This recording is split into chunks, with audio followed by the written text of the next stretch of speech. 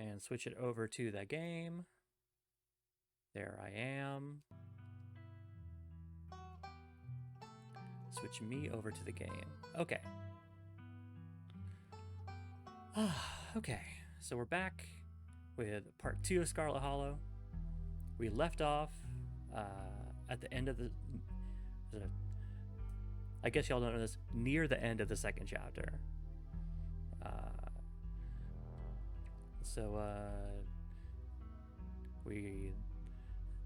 To recap, we are in our hometown of Scarlet Hollow to attend our aunt's funeral. We've met up with our long lost cousin who hates our guts. She runs the mine. We met a few new friends in the town, and now we're going to go check out the mine. Also, we're hot and strong.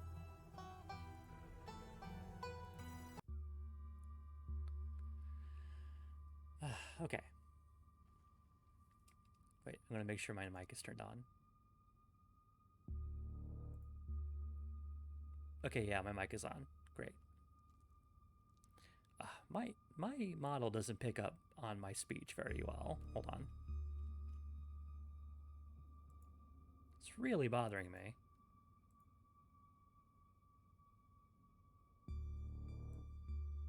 Maybe try that. Maybe do a little bit of that. Still not great.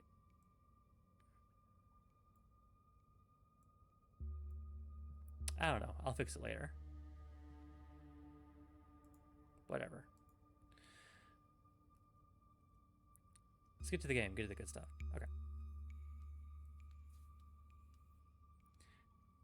The inside of the mine is warmer than you'd expected. The air thick and wet. The ceiling hangs much lower than you are tall, forcing you and your companions to hunch over, your legs bent in a painful squat as you begin to navigate its maze of corridors. Powerful build. This is a rare place where your well-muscled frame feels like it might be more of a hindrance than a help. Oh no. We're too powerful. Hey, you made it. I told you they would. For a second there, Kanika thought you were making a beeline for Tabby.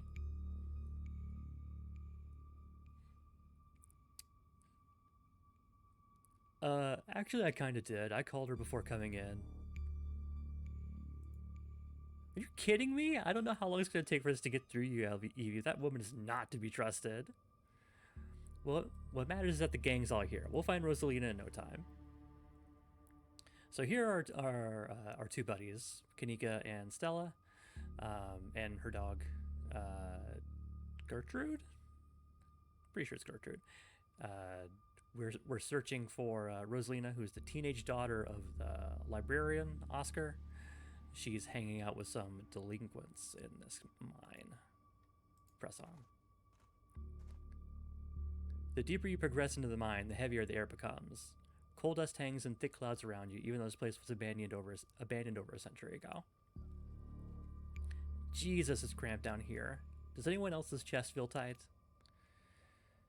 Yeah, abandoned mines are way more claustrophobic than people expect them to be, and this one's real bad. You know, because of the child miners. Or should I say, the miners. Kanika visibly shudders. Okay, I'm not superstitious, but if there's one way to make sure you get haunted, it's cracking jokes about dead child laborers while walking on their graves. What can I say? I do my best to tempt the spirits wherever I go. I actually snuck down here a few times to try to get some good footage. Part of my ghost hunting phase.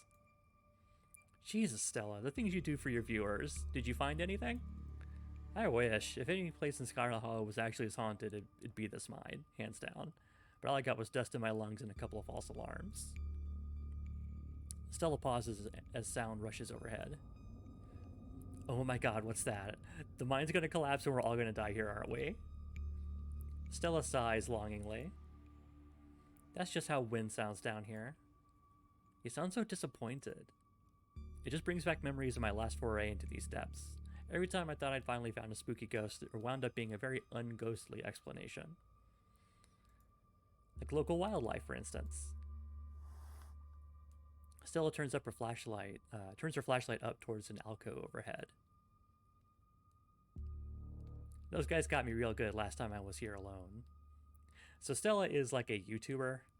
She does cryptid hunts, and apparently did some ghost hunting videos previously. Oh my god, there are bats down here? I'm gonna get rabies, aren't I? I'm gonna get rabies and die in the mine collapse. Are you holding up okay, Neeks? Yeah, sorry, I'm just a little on edge. Kanika is stopped mid-sentence by a thunderous knock echoing from deeper in the mine. Okay, what was that? That was... I have no idea what that was. Does that sound like knocking to you guys?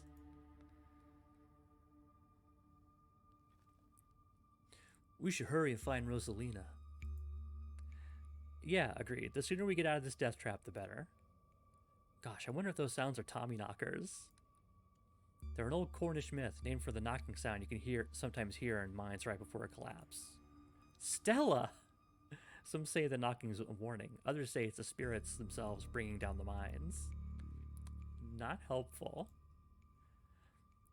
I'd love to spend some extra time poking around down here. Maybe it's got something to do with the mystery. In the first chapter of this game, I went into the woods with Stella and found a bunch of fucked up looking monsters out there. The three of you are interrupted by a second, much less distant sound of a can being popped open. Okay, now that wasn't Tommy knockers. It came from this way. Follow me. Follow Stella.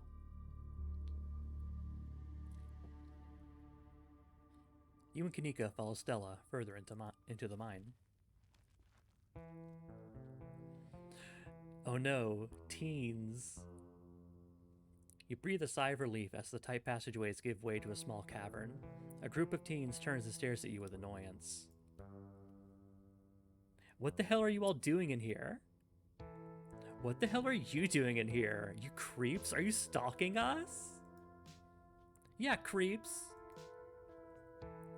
I just said that, Alexis. If I wanted an echo, I'd yell into the Grand Canyon.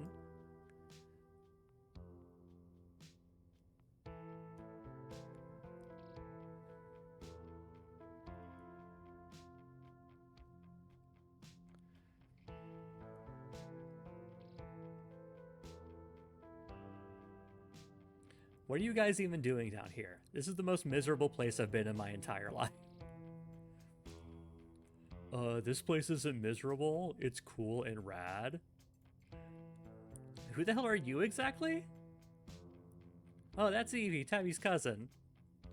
Rosalina, your dad is worried sick about you. If you ask me, he was right to worry. Why the hell would you think hanging out in an old mine would be a good idea? Is the Maxwell place not dangerous enough? Because no one usually comes in here, duh. Everyone knows we hang out at the Maxwell place now, so we had to find a new hideout. Which you instantly found, so I guess we have to find an even more secluded place where we can just be ourselves. I can't believe your dad sent people to follow you, Rosalina. That's messed up. I think that qualifies as harassment. You're right, Becca. It is messed up. I don't need him telling me where I can be. You should at least check in so he knows that you're not dead. He loves you and worries about you. He's really not asking for much. Don't you kids have school tomorrow anyways? Everyone, it's fall break. And we're not kids. Yeah, we're teens. Are those canned strawberry margaritas? Where did you even get those? Most of the teens avoid eye contact. The quiet one in the back tries to melt into the cavern wall. Oh no. I know that isn't you, Miles. It had better not be you.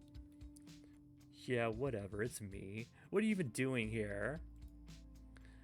Becca's right. Sounds to me like you're stalking and harassing and all that. You're supposed to be minding the store. It's not like anyone even comes in on Tuesdays, and Mom's there, so it's fine. Eyes dart uncomfortably around the cavern as Kanika tears into her brother. It's not fine. It's extremely not fine. Why do I always have to be the responsible one? Do you know what I would give to be as carefree as you? I left school so that you could have a chance to live your life. And this is what you're doing with it? What would Dad think if he could see this? Stealing booze from the family store to dick around in an abandoned mine. Dad's dead, Kanika. But if he were here, he'd be disappointed you wound up being such a bossy jerk.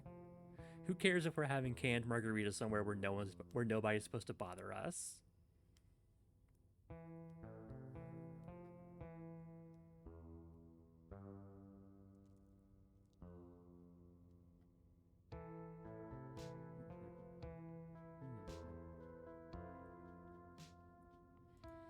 Can you at least do your underage drinking somewhere a little safer? Oh, and what are you, an expert on mine safety? They only abandoned this place because there wasn't enough coal left to bother digging anymore. My dad told me, and he's an actual foreman at the continuous mining facility. He knows what he's talking about. Wait, I thought your dad was a charge hand. No, Alexis, he got promoted last month, and he says this place is totally safe and we can hang out here anytime we want.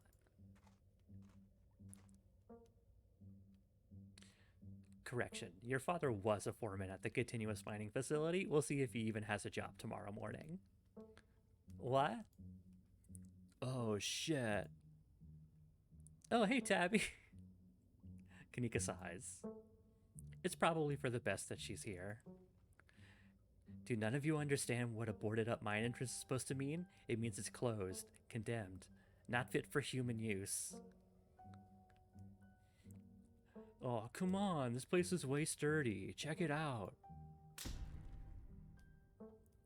The teen with the beanie jumps up and slaps a strut on the ceiling. Oh, was that the knocking we were hearing earlier? Oh my god, Zane, cut it out. You're embarrassing us. As you know, I can't remember if I did any voices for anyone last time. I can't remember what they are. So they're probably just going to change. Sorry. I'm sorry for Zane's behavior. I don't think he realizes how extremely 8th grade it is to jump up and hit things. No offense, Rosalina. None taken. The other 8th graders are totally immature. Not like you, Rosalina. You're chill and smart, too. Enough. The damage is already done. Now leave. I'm tired of people in this town dragging my cousin headlong into danger. I can't believe I actually agree with Tabitha about anything, but this is the worst place I've ever been in my entire life, and I would like to see the sun again before I die. Oh, come on, you guys. Maybe it's not a big deal. We used to do dangerous stuff all the time, and I still do dangerous stuff now. I mean, I don't like this particular situation, what with the whole ditchling thing, but outside of that, who are we to tell them where they can hang out? I don't know who you think you are in this situation, Stella, but I own this mine. It is entirely within my rights to tell them to leave, much like it is entirely within my rights to tell you to leave. Was your lifetime ban from my mind's not a clear enough message for you? Hell yeah, Tabitha. Tear the sad 20-something to shreds. Hey, I'm defending you, and I'm not sad. Where'd you get that idea? Running a clickbaity YouTube channel where you run around in the woods chasing nothing is extremely sad. So she's sad. So what? Give it a few years. Give it a few years and you'll be sad too. The passage of time is inescapable.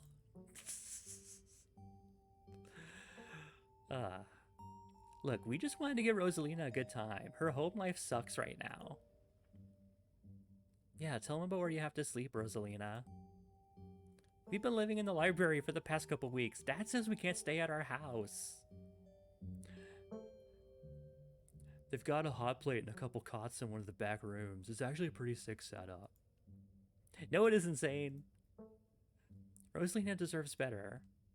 I don't care about your home life. If you're going to do your underage drinking, go do it in the woods. Just get off my property.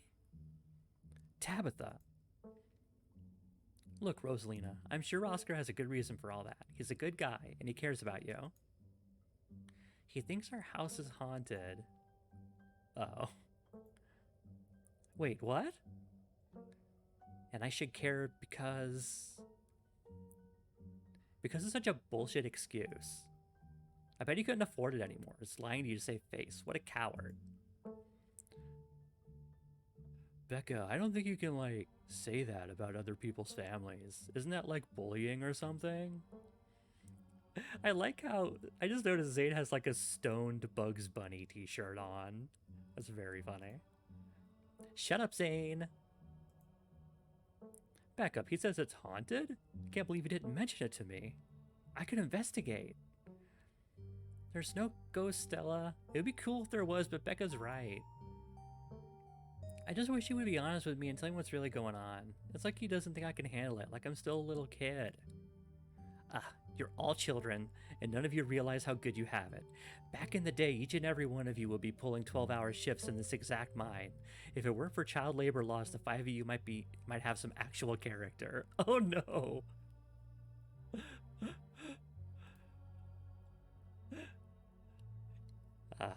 Cancel Tabitha for supporting the repeal of child labor laws.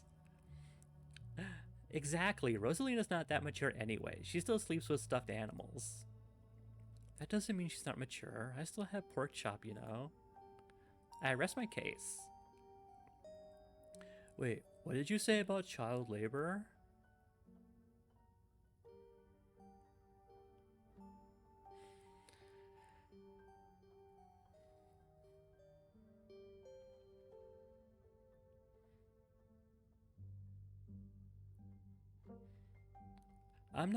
I'm not going to weigh in on this. This is between you and your dad, and the two of you should talk about it anywhere that isn't here.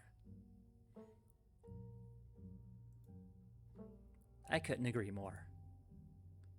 Yeah, if Rosalina's house is haunted, we should break in and, like, ghost bust it or something. Sounds pretty rad to me.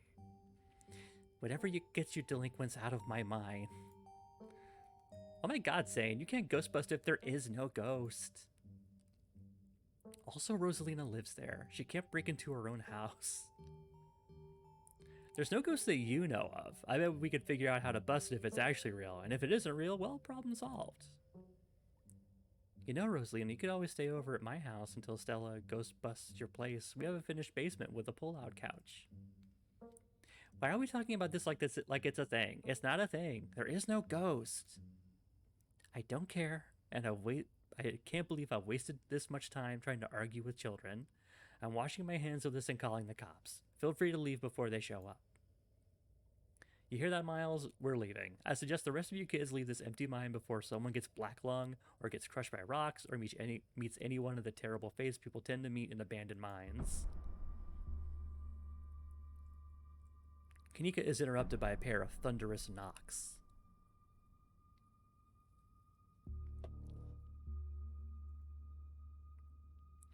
That wasn't me, I swear. So what was it? Come on, Stella. Didn't you have a whole list of perfectly natural explanations for scary mine noises? Oh, it's Tommy knockers for sure. I know this isn't why we came down here, but we gotta check it out. Stella! I know, but weird stuff's happening around here the last few days. What if this is our chance to get an actual solid lead? The stakes couldn't be higher. Do you have no sense of self-preservation? I want you out of here, Stella.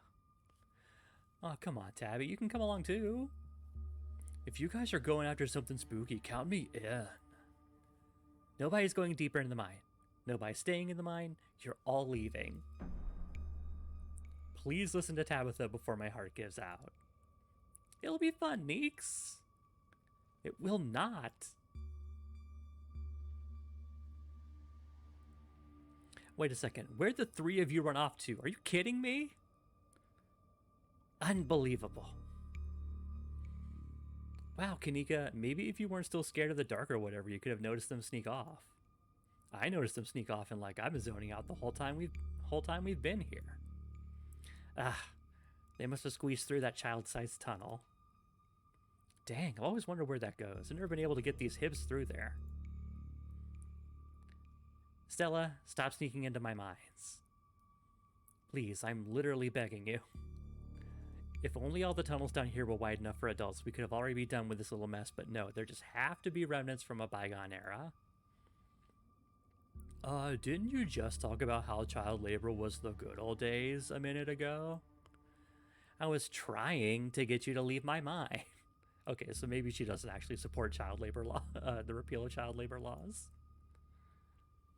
Becca's head pops out from the tunnel's entrance. Oh, that's a very funny drawing. We are not about to let you come in here and ruin our good time. The mine is safe. I've been here a million times. Yeah, if Becca says we're safe, then we're totally safe. Whatever. Come on, you two. I know a cool spot this way. Okay. I think I know where that tunnel rejoins the rest of the mines. I'll go look for them, and I want each and every one of you to take note of the fact that I'm doing that.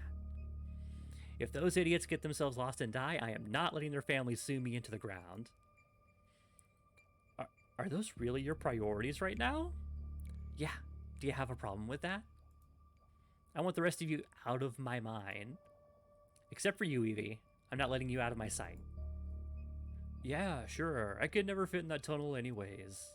They have crossed a barrier that I cannot, so my time here is up.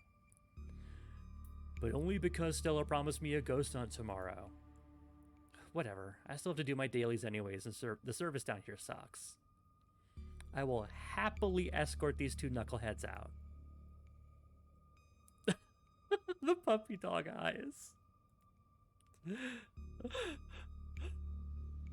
No, you are not about to weasel your way into this, Stella. Aw, come on, Tabby. I've been down here a ton. I can totally help out. Tabitha sighs. There's no getting rid of you, is there? Fine. I won't waste my time arguing.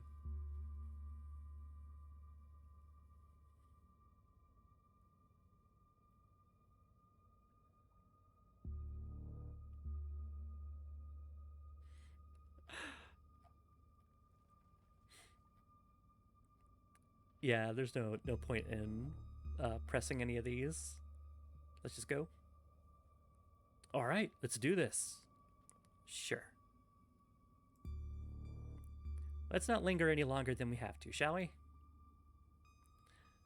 Gretchen. Gretchen's the name of the dog. Want me to take Gretchen with me? I don't know if it'll be easier to cover more ground without her. Yeah, that's probably for the best. I don't want to repeat of last night, and who knows if we'll have to do any climbing. I'll see you on the other side, hopefully soon. For sure, we won't be long. Cool, can't wait to bust some ghosts tomorrow. Kanika, Miles, and Zane head towards the entrance of the mines, leaving you, Tabitha, and Stella to find the remaining teens. Alright, no dawdling. We should be able to catch up with them if we go this way. You and Stella exchange glances as Tabitha ventures forward. Venture deeper into the mine.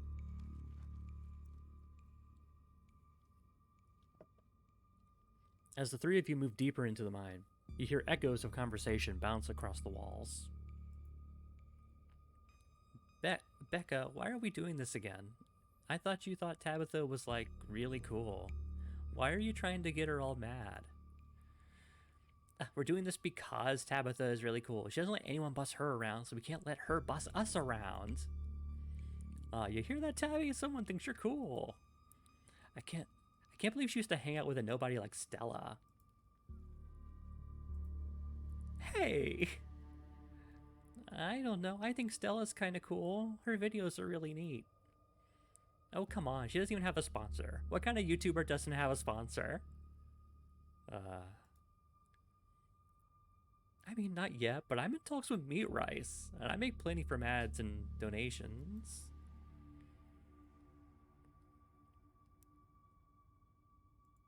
Dang, Stella, Meat Rice? That's a big deal. They're like on every big podcast. Thank you, thank you. It feels like a really big step for the channel. I just wish Becca hadn't said all those things she said tonight.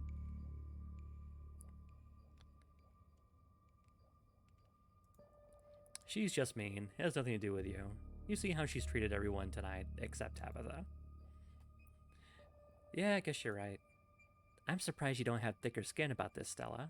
You never struck me as someone who let other people's opinions bother you. If you did, I wouldn't have to try so hard to keep you off my property. Well, I know you don't mean it. Agree to disagree. How does it feel to have a teen girl think you're cool, Tabitha? I feel nothing about it. The opinions of children don't interest me. I don't know, you kind of hesitated there. You're reading into things that aren't there, Stella. Just because your livelihood revolves around what people think of you doesn't mean that I care what people think of me.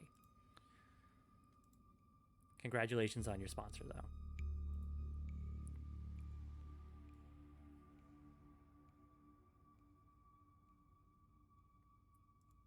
Press on.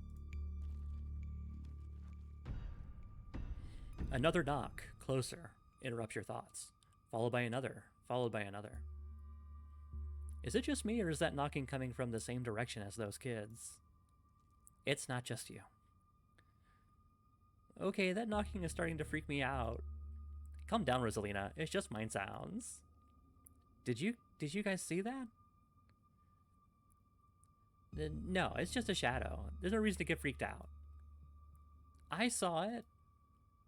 Shut up. There's nothing down here. Stop trying to scare me. Hey, Sass. Yeah. Yeah, we're delving the depths of Amigara faults. Dur, and all that.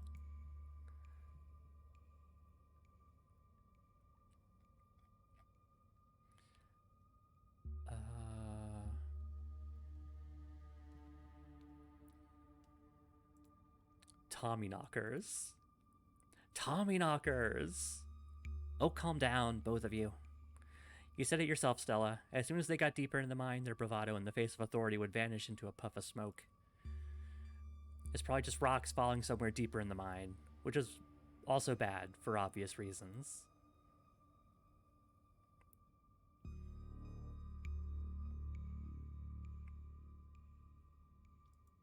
Are we sure the tunnel they went through is going to meet back up with us? Yes. I'm familiar with all the old maps of this place. There should be a central chamber not too far from here where everything joins back up.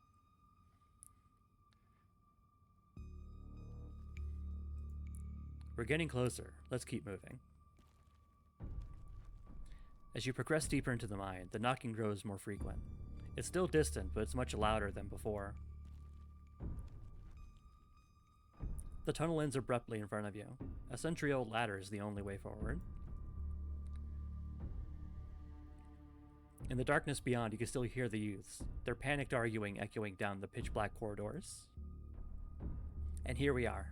The tunnel they crawled through passes through the chamber below. It shouldn't be hard to find them once we get down there. I've never been this far in. Congratulations, Stella. You got what you wanted. Tabitha crawls up to the ladder and disappears over its edge. All right, let's do this.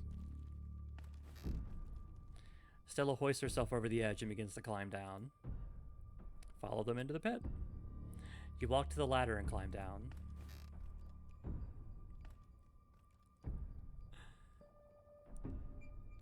I'm pretty sure this is the way back. Come on.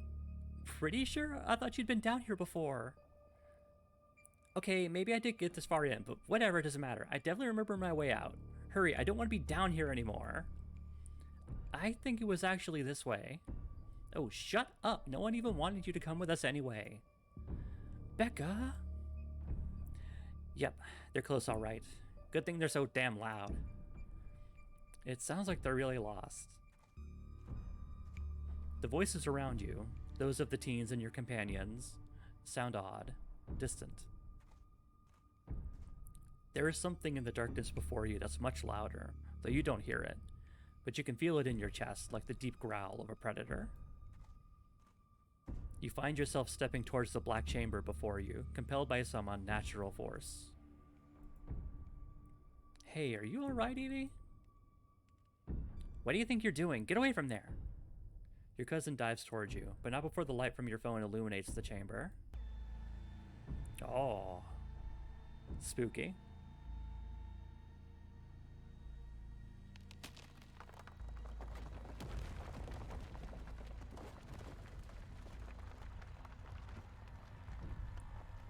Evie. Evie, are you alright? Oh, thank God you're alive. Looked like you had a seizure or something, and then you and Tabby just conked out. Oh, there's weird ghost things in the background. I'm fine. Ugh. You can barely open your eyes. You're not fine. Neither of you move a muscle. I don't want you straining yourselves while you're still recovering from whatever that was. I'm going to get you both some help. I'll be back soon, I promise. Don't die on me, alright? You fade back out of consciousness as your companion clambers out of the pit, intent on your rescue. Oh god. You're raised up on your elbows, head still swimming from the visions, your surroundings coming back into focus. Your head throbs as the knocking continues, now magnitudes more intense than ever. Through it, you once again hear the panicked voices of bickering teenagers echoing down the stone corridors. Becca, you're just getting us more lost. It's this way. If you're so sure, then why don't you just leave? I can't believe I let Alexis talk me into inviting you in the first place. Becca, I'm just trying to help. I said go. Okay, I will. Alexis, you don't have to go with her. You know that, right? Pick a side, Alexis. I'm sure Becca knows where she's going. She wouldn't just lie. Sorry, Rosalina. The increasingly desperate voices of the teens are drowned out by the thunderous knocking. You can practically feel the ground shake beneath you. You can almost see the walls vibrate with the intensity of the hellish sound. God, that knocking is not helping my headache. What the hell just happened?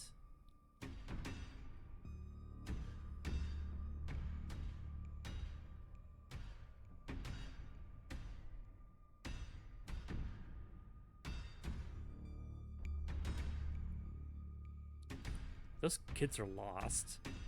Forget about them. We're leaving. Rosalina appears in the passageway to your left. She's out of breath and it looks like she's been crying.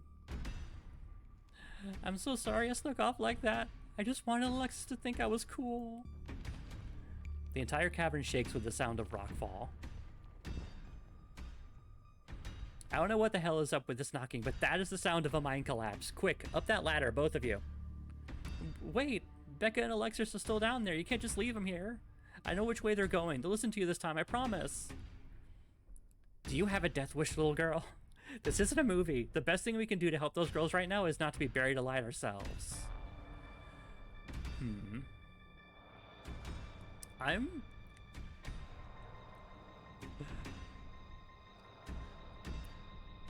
We've gone Thumbo mode. We're gonna go after those kids. Okay, let's do this. Evie, don't do this to me.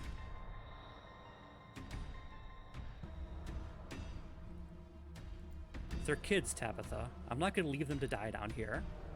Are you serious? Thank you. They're back this way. Hurry.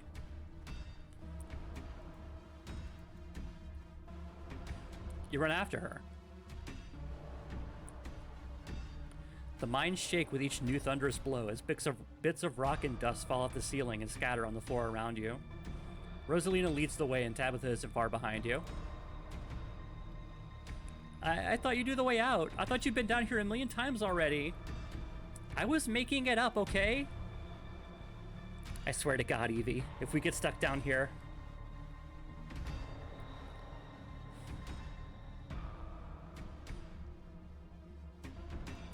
I'm glad you decided to come along. You won't regret it. We'll see about that. We're coming! Just stay where you are!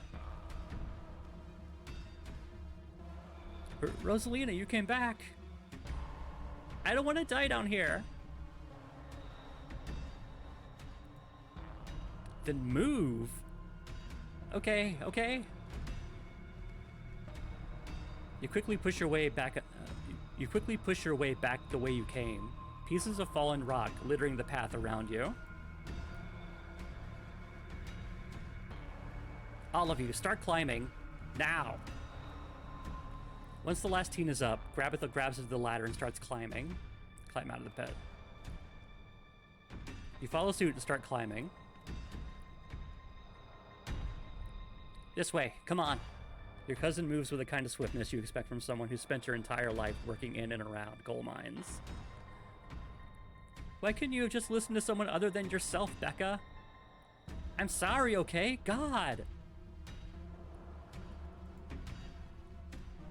You push forward, your burning muscles giving way to pure adrenaline. To your horror, you can see cracks forming on the walls of the tunnel. Come on, we gotta go faster. Oh, my cat's here. Hey, buddy. We're almost there. I can see the entrance. Your surroundings quake as the mine collapses around you. Oh, shit. And then the knocking fades and you feel safe, having arrived back at the entrance in one piece. What the fuck? What the fuck?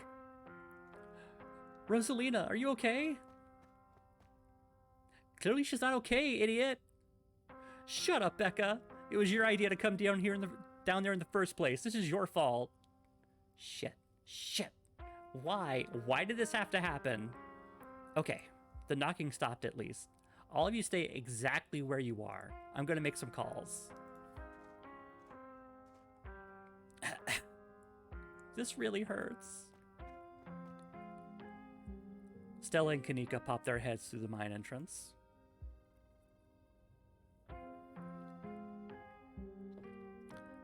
Tabitha just stormed out of there, are you? Oh my god. Rosalina, can you hear me? We're gonna get you out of there, okay? Stella already called an ambulance. Aw, Gretchen. But that means cops are they're gonna know I was drinking. They're gonna know we went in there to drink, right? Becca, that doesn't matter. If my dad finds out, he'll kill me. He can't know. In a panic, Becca runs for the entrance and pushes her way through. Don't worry about her, Rosalina. She's being an asshole. One of us should wait by the gate to make sure they can find us up here. I should check in with Tabby, see if sorry. Overcome with the drama of the moment. I should check in with Tabby, see if she needs help. We're gonna get you help. Everything's gonna be okay. Alright, I'll go down to the gate. Rosalina, I'm so sorry. I'll be back soon. We're gonna get you out of here and you're gonna be just fine, okay? Evie and Alexis will keep you safe until then. I mean, the moment's passed. The danger isn't there anymore. The damage has been done. Am I gonna die? Rosalina, don't say things like that.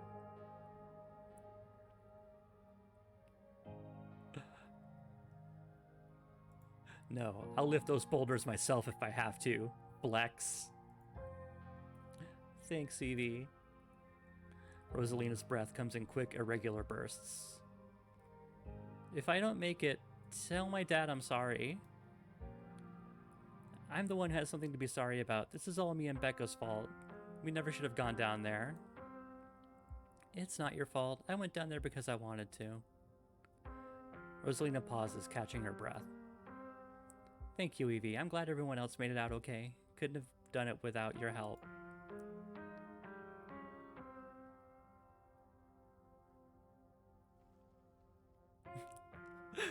And that's why you shouldn't drink underage. No, not doing that one.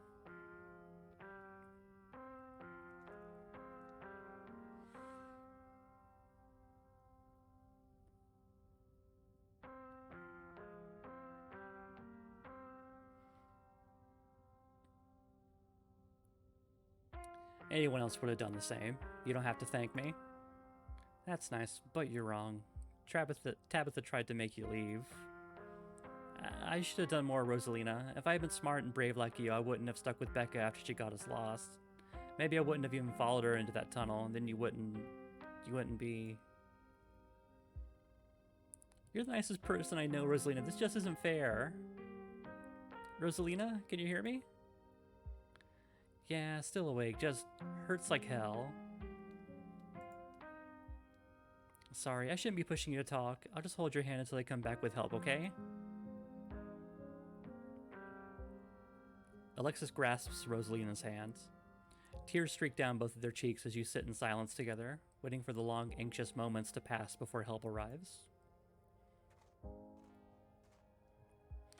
Some of my men are on the way with rock lifts. We'll get you out of there soon.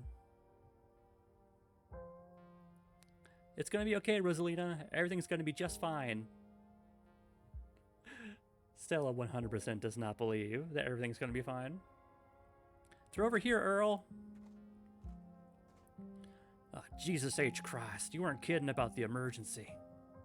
It'll still be a bit for the ambulance. The nearest depot is over in Brevard, so it'll be at least another half hour. You heard the man. You have half an hour to get her out of there. Move it. Rosalina, sweetie, I'm here. Dad, I'm sorry. I'm so sorry. You don't have to be sorry. It's okay. We're all here. You can hang on, Rosalina. I know you can. Tabitha's men quickly get to work and manage to pull Rosalina out of the rubble just as the ambulance arrives.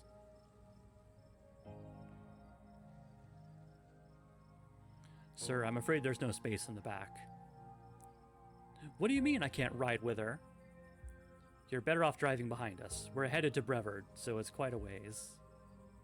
Is she gonna be okay? She's gonna make it, right? Please, God. Yes, sir. I promise you we're gonna do everything we can to keep her stable. Her vitals are looking good. Rosalina, my poor baby. I'll be there as fast as I can, okay? I promise you won't be alone. I love you, Dad. Oh, this is very sad. The paramedics load Rosalina into the back of the ambulance and drive off. Oscar approaches you off to the side as the police talk to Tabitha and her men. What the hell happened in there? Oscar, I'm so sorry. It's okay. It's okay. At least nobody died. What happened, though?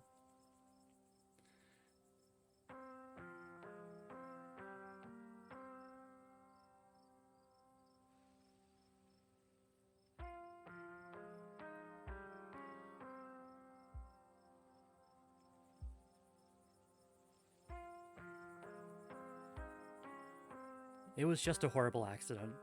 Nobody could have known this would happen. I mean, sure, but those kids maybe shouldn't have been in an abandoned coal mine. You know what, Kanika, you're right. No, this was no teenager's fault. It's a parent's job to make sure their kids don't deliberately put themselves in these situations. Rosalina was mad at me. Instead of fixing the thing that was driving her away, I just ignored it. This is my fault. Oscar, I'm the parent here.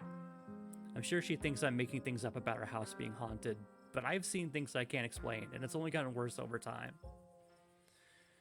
She told us about it in the mine. For what it's worth, I believe you. No comment, but after tonight, I don't know. Once you're back from the hospital, we can check it out for you. Thanks, Stella. That means a lot. I gotta go. Mr. Gutierrez, is it okay if I come too? I want to be there for her. Of course, Alexis. It'll be good for her to see a friendly face. The two of them head over to Oscar's car and drive off.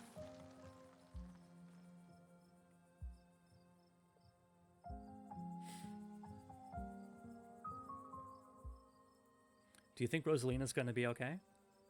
The paramedic said she was stable. She's a tough kid. She'll be okay.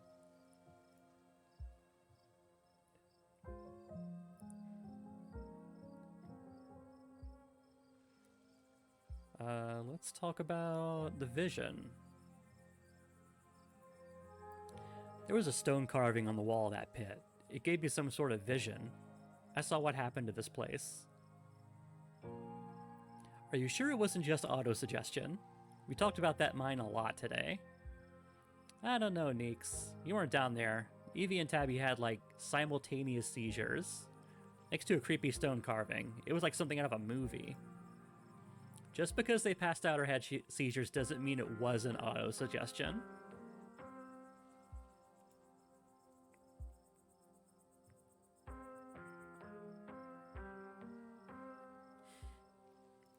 I saw something down there. Like the shadows of dead miners. They were right behind you right before you left, and they followed us when we went after Becca and Alexis. Did you not see them? Whoa, I didn't see anything other than the two of you in that carving. That's super weird. I don't want to doubt what you experienced, but you were deep in a dark, abandoned coal mine. You might have just been primed to see things. You know, now that I think about it, that totally fits the profile of some of the Tommyknocker stories. What if they're actual bona fide ghosts? Stella. Everything that happened down there centered around that main chamber, where I saw that carving. Stella showed me a photo. Weird stuff. Maybe you weren't entirely off base about the cult stuff you mentioned earlier today, but this thing felt old. Are you sure those were Tommyknockers? Depends on what you mean by sure. Is anyone really sure of anything? They fit the description pretty well. I don't know what else they'd be. I have no idea what happened in there. I need to do some reading on mind collapses, I guess. What happens now? What happens now? We go home. Now hold on a minute, Miss Scarlet. Mind if we have a quick word with your cousin, miss, in private? Okay, fine. Just make it quick. And don't you dare try and pull anything on them. They did nothing wrong here.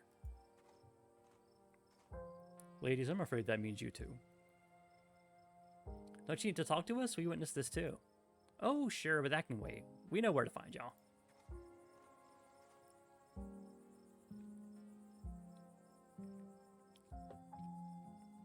I'm Sheriff Hugby. This is Deputy Derrickson, but you can call me Earl. Pleased to make your acquaintance. Welcome to Scarlet Hollow. Hope this little accident hasn't colored your perception of the place.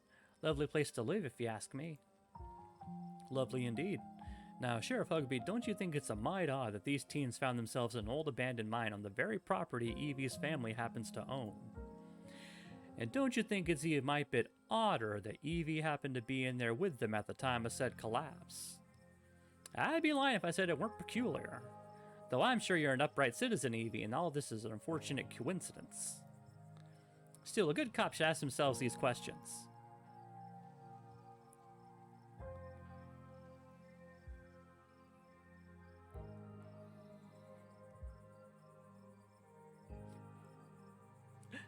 Never talk to the cops. It's Shut the Fuck Up Friday.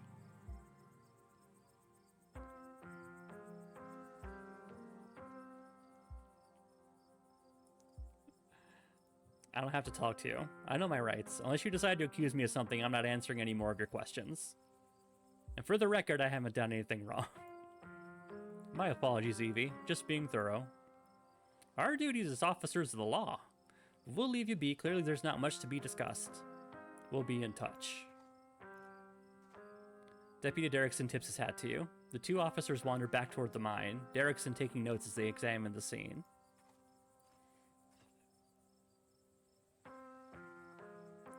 You make your way towards Stella and Kanika. I just can't believe it. I left them behind in there to get help. Is it my fault, Neeks? Stella, no. You did your best. It's not your fault. Oh, hey, guess the cops are done with you? What, are they going to take you in for being present at an accident? Sorry if they gave you a hard time. Small-town cops, you know. Always blame everything on drifters, even acts of God, I guess. Excellent. You didn't get arrested. Now, come on, let's get back to the estate. I'd like to get some rest before I have to deal with the fallout of everything that happened tonight. I'll see you tomorrow, eh, Evie? Excuse me, I... Just stop trying to get my cousin killed, Stella. Come on, let's go. Tabitha starts walking to her car, pulling you by your arm.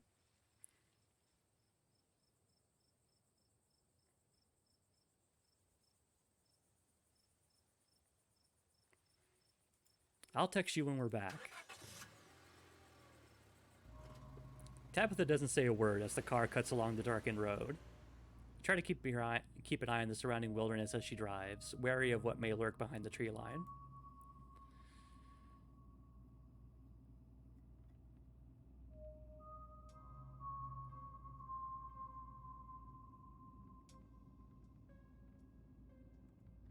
Sorry about today. Tabitha doesn't answer.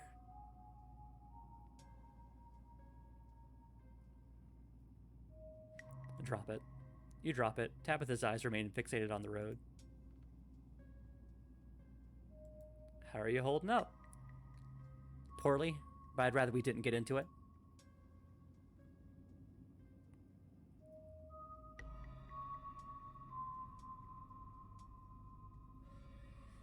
All right. Tabitha super doesn't want to talk to us.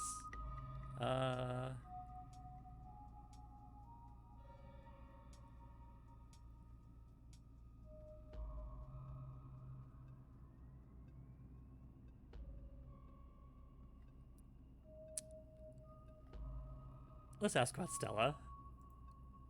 Why do you treat Stella like that? Didn't you two used to be friends? It was a different time in my life. I just wish I just wish she'd get that we're not in high school anymore. I'm a different person than whoever she thinks she knows. Ride in silence. Your eyes wander back to the tree line as you and Tabitha slink back into silence.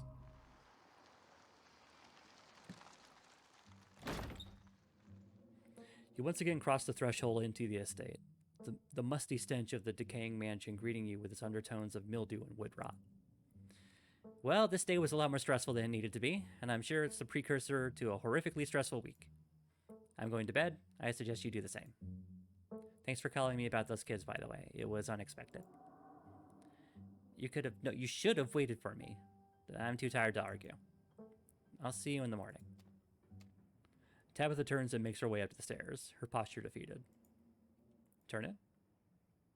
You head up to your room to turn in. You collapse in Tabitha's dusty guest bed, your head empty of thoughts. After your time in the Shaw mine, you barely even notice the dust. Your phone buzzes on the table. Y'all, these are those things, right? Kanika sends a picture of a pair of ditchlings by the side of the road. I saw them again, too. Another picture, this time of them staring from a tree. What the fuck? These things are definitely not hairless monkeys or raccoons or whatever. I don't know what the hell they are. I guess there's more to them being here than the mine collapse. No way I'm sleeping tonight. You think about looking out the guest room window, but at this point you're too exhausted to leave your bed. The adrenaline from this evening is finally wearing off, replaced by a creeping exhaustion that threatens to overwhelm you. Your limbs feel heavy, your eyelids dripping down over your eyes even as you stare down at the ominous pictures on your phone. If it weren't for the pit of dread balling in your stomach, you would almost feel comfortable as you settle in between the covers, your tired bones sinking into the decrepit mattress. When you close your eyes, you see Rosalina's face, twisted with pain, staring up at you with tear-streaked cheeks, trapped by powers beyond her control, terrified of what her now uncertain future would hold. Your eyes shoot back open, your heart pounding as the door to your room swings open. Just the cat. It's always just the cat. That's the truth. It's nice to see another living being, even one as unfriendly as Tabitha's cat. The comfort of her presence sets your mind at ease. You finally slip into a deep sleep.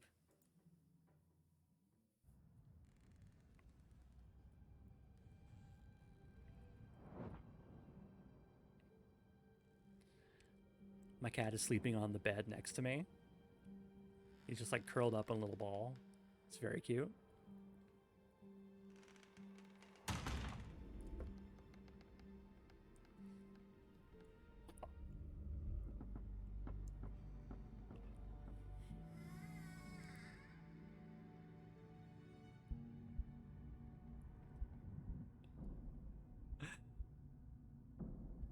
He heard me talking about him, so he like woke up and like started stretching, and then his like he had like his tongue out. It was extremely cute. That's right, motherfucker. I'm talking about you. This is the end of episode 2. Episode 3 awaits. Proceed if you dare.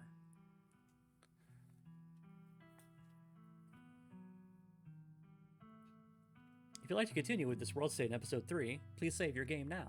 Okay, I will do that.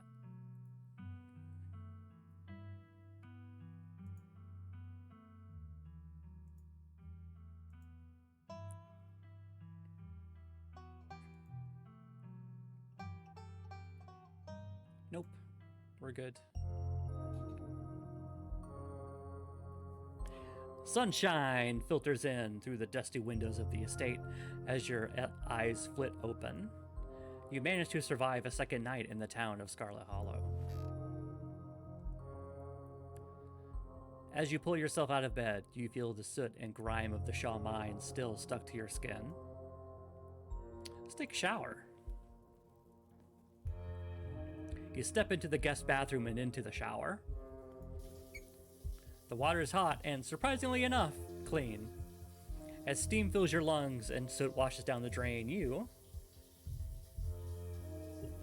My mind is a blank slate. I think about nothing. You think about nothing and finish your shower.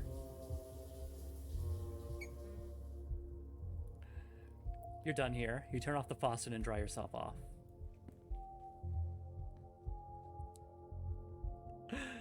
There have been a couple of instances now where if you specifically picked powerful build and hot, it just fully gives you the like head empty option, and that's fantastic. Time to start your day. Let's look out the window. You can only imagine how beautiful the garden must have been in its heyday. A different the hot crust buns. A different you might have been taken away by this view, drifting into fantasies about how you might have tidied it up and enjoyed tea by the fountain. But a lot has happened since you first arrived into town. You turn back to the guest room. Let's check the closet.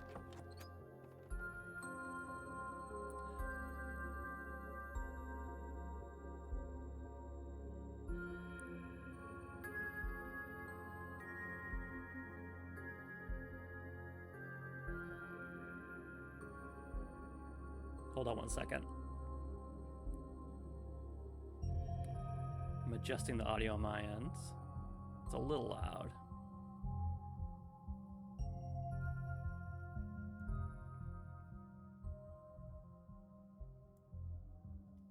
Okay. How long were you going to have slept in this room without realizing you shared the space with that doll? Hopefully it doesn't get up and move while you're not around. Hell no, I'm not touching that thing. Some things are best left untouched. You close the closet behind you. Oh, I can't look in the dresser. There's a possum in there. Let's check in with the group chat. You pull out your phone and open up your group chat with Stella and Kanika.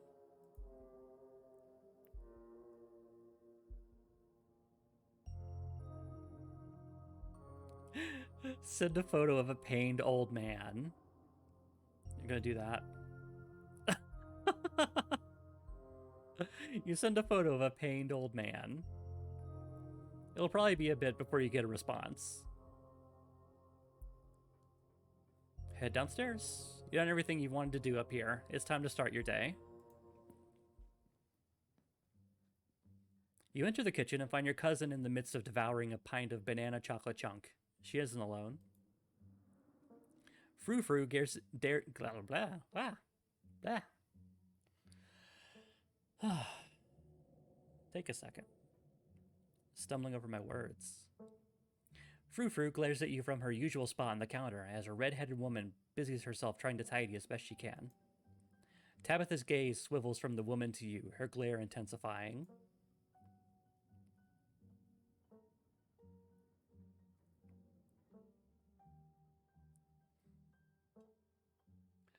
Address the red-haired woman. Hi, I'm Evie. Good morning, I'm Janie, just here to do my little weekly cleaning. Whatever cleaning Miss Tabitha will let me do, at least.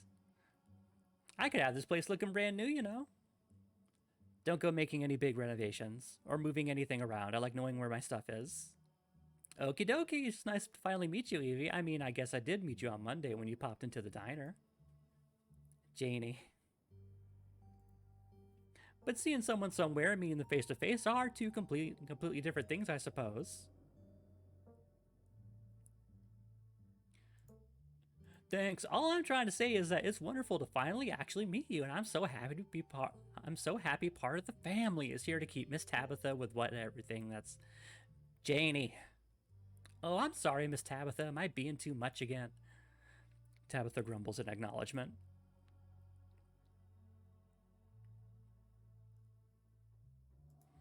Any updates on Rosalina?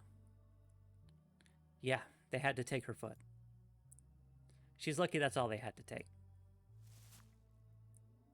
Tabitha takes one last spoonful of ice cream, then discards the empty container, turning to you with her trademark scowl. Let's get going. I've got an errand to run in town, and every time I've left you here alone, something terrible's wound up happening, so you're coming with me.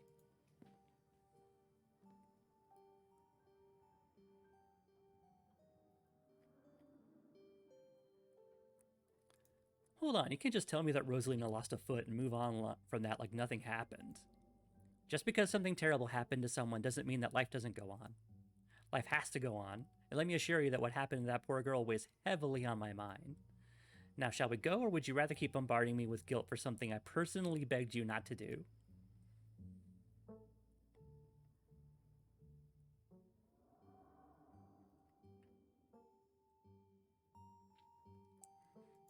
But I haven't had breakfast. My protein. Should have thought about that before sleeping in so late. Janie, lock up when you leave, please, and don't go rearranging anything, I'll know. As you're ready to leave, Janie approaches from the far side of the kitchen. Tabitha remains between the two of you, impatiently tapping her foot. Oh, Evie, before you go, I heard about what happened last night. I mean, I heard about it before Miss Tabitha mentioned it just now, and I heard it again. I just wanted to say I'm so sorry that you got caught up in that. I'll be praying for Oscar and poor little Rosalina. They're such sweethearts. Couldn't have happened to nicer people.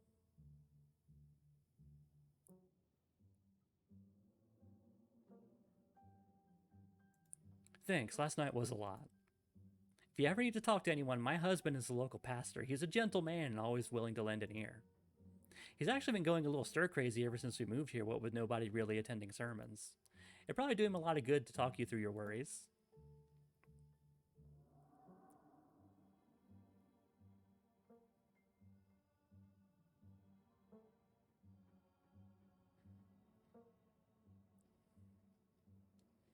I'm not really religious.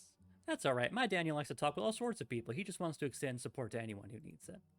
Feel free to stop by the church anytime. The door is always open.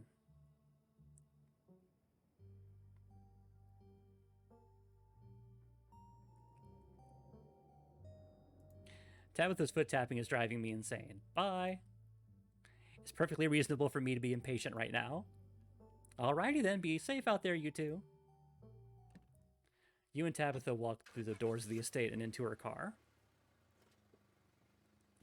The ride to town is uneventful, your cousin unsurprisingly more focused on the road than on making conversation.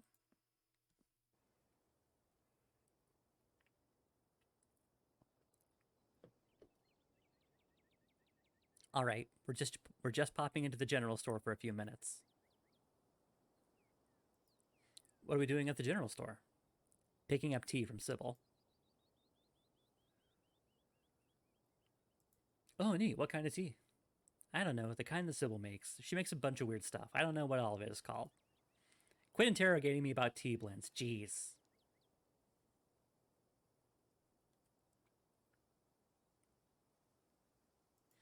After everything that's happened the past 2 days, it's nice to just go on an errand. Exactly. You and Tabitha turn as the door to the general store bursts open. A flustered Kanika exits, shouting behind her. Fine, okay, keep coddling him. Keep letting him get away with stuff you never would have let me so much as think about. I'm sick of carrying this family. Kanika storms off, the door slowly drifting shut behind her. Ugh, other people and their drama. If more people kept things to themselves, they'd be a lot happier.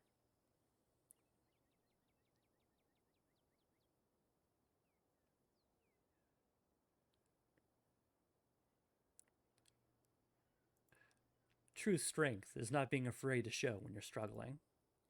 Being able to pick things up and put them down doesn't make you an expert on strength of character. We're burning daylight, come on already.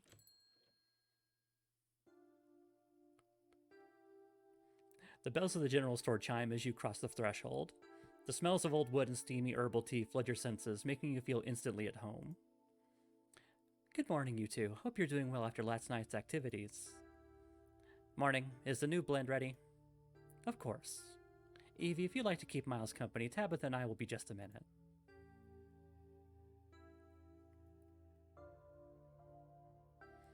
Is Kanika okay? Of course, she just needs time to cool down.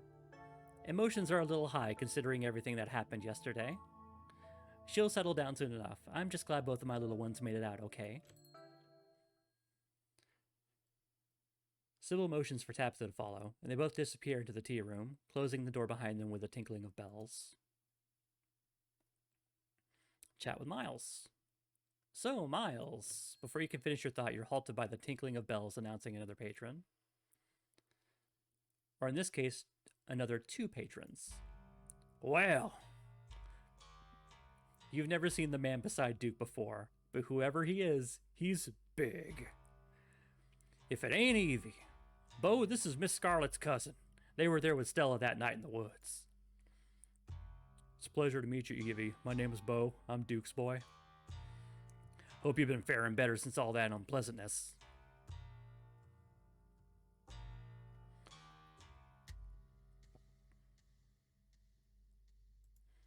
How's Birdie doing? Oh, she's hanging in there. Too bad there's no vet in town anymore. Not that I'm certain a vet could do her much good. We got her comfortable at least. Birdie is a chicken. Just wanted to add that in there. We got her set up in a closet with a heat lamp. Been trying to feed her all her favorite food, scrambled eggs and whatnot, but she ain't been too interested. At least she's not out in them woods. I'm sorry, you're feeding a chicken scrambled eggs? Birdie Num Num. Oh, Birdie Num Nums. How have you been? You hanging in there? Oh, I can't complain. Now that we know what's been getting at the chickens, and things won't stop so much as step foot on my property. Not with Bo and me watching the perimeter with our shotguns at the ready. Well, I'm glad these guys have got it locked down at least. We even set the missus up with her pistol. Good thing she was watching early. Nearly caught Julius trying to make off with Big Betty. As he could have carried off a nearly 2,000-pound pumpkin on his own, I'd almost love to see him try. It's not like we'll be taking her to the state fair anyway. Now all she's good for is making the world's largest pumpkin pie. I don't think Mama has a tin big enough for a Big Betty-sized pie, Daddy. Big Betty is a pumpkin? Sure is. Probably would have taken home at least a few ribbons at the state fair this year. Maybe even a world record if we were lucky. Ah, well, my hens are more important. We'll just have to grow an even bigger one next year, Daddy. The land's been good to us. We sure growing big out on the Callaway farm.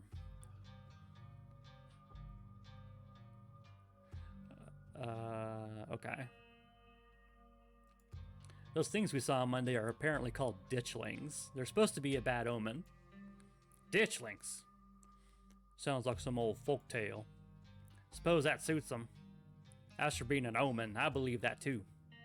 But I suppose there's not much to be done if they're forewarning some kind of disaster, besides looking out for me and mine. Still, I appreciate you telling me, Evie.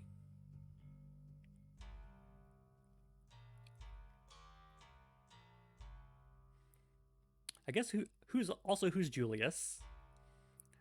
Julius Tremaine. He practically spits the name. Some cousin, however many times removed. Though I don't claim him as kin. He owns a farm next to ours, except he doesn't seem to have a good grasp on whose property is whose. Thinks he owns half our land. Always sneaking around taking vegetables we planted. Of course, the way he tells it, we're the ones stealing from him, saying he's the one putting seeds in the ground. He's a miserable old cuss, and he knows it too. Stealing vegetables born of other folks' hard labor is probably the only joy he has in life. Nice seeing you, Duke. It was a pleasure running into you, Evie, but we best be getting on with our shopping. Can't spend too long away from the farm with them little devils running around. Can't leave Mama all by herself up there for very long. Yeah, have a good one. Hope Scarlet Hollow treats you better from now on. Nice meeting you, Evie. And tell Miss Scarlet I'm sorry about her mama. That's fun. They shuffle off into the aisles.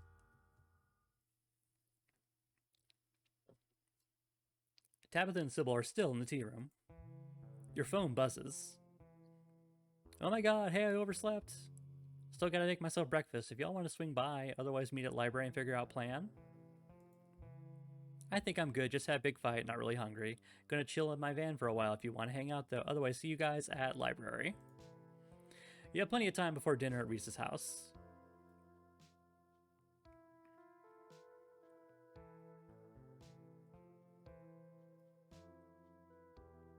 Let's go by Stella's. See what's up with her. It doesn't take long for you to make way to Stella's house. Knock on the door. You politely knock on Stella's door. There's no answer. You knock again, louder this time. Your renewed effort is immediately met by the sound of an excited Gretchen. An exhausted Stella groggily stares at you from her doorway. Hey, sorry I'm a bit of a mess. I guess I slept in a lot. Give me a minute to finish getting dressed and I can make us some breakfast. Aw, Gretchen. Stella talks from the other room as she changes. What are you feeling for breakfast? Pancakes, eggs, and biscuits? Maybe just a classic scramble? I also have toaster waffles if that's more your speed.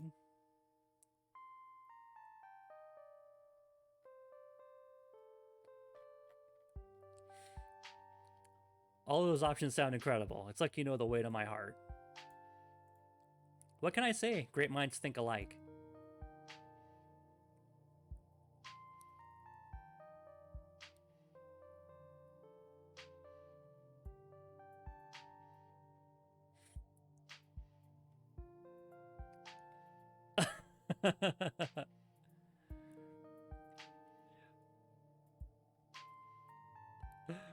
Yeah, just like, I like my eggs really raw.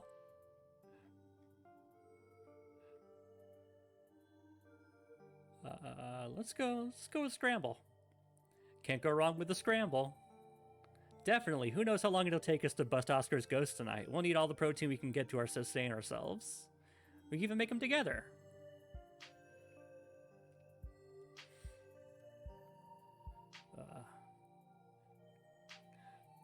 God, it's hard for me to even look at like pictures of Balut. It just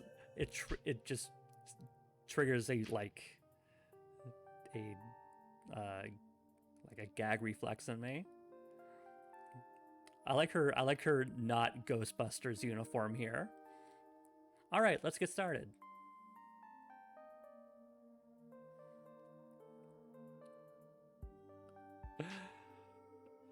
We picked hot, we're gonna be hot. Cute jumpsuit, you look great. Yeah, I'd be lying if I said I didn't pick it out just for you. Oh, okay. This used to be my lucky getup from back when I did ghost hunting videos. Ah, that explains it. So I guess you might call it unlucky since I've never actually seen a ghost. But hey, after the past couple nights, maybe we could use a bit of bad luck. The kind of bad luck where we don't find anything, of course. Don't want to jinx us. Should we start on food? I'm starving. Let's get started. Yes, I'm here for that enthusiasm. I know there are a ton of methods for making a good scramble. Like sure, some folks like to crack the eggs right into the pan, but I always like to have all my components lined up before turning the heat on. So mix the eggs in a bowl with milk and seasonings like my forefathers taught me. If you want to chop up some extras to throw in, I've got some fun options. Stella lays out a spread of ingredients: mushrooms, bell peppers, onion, garlic, sausage links, bacon. Yeah, we're going to throw in a little bit of all of that. Meats, vegetables, mushrooms. You're still growing, and you need maximum protein. You gather up everything and start chopping. Anyway, it seems like you got an earlier start than I did today. Anything interesting happen while I was asleep? Did Tabby give you a hard time? And have you heard anything from Oscar? I ran into Duke and Bo at the general store this morning. Oh yeah? How are they doing? Have they run into any more ditchlings?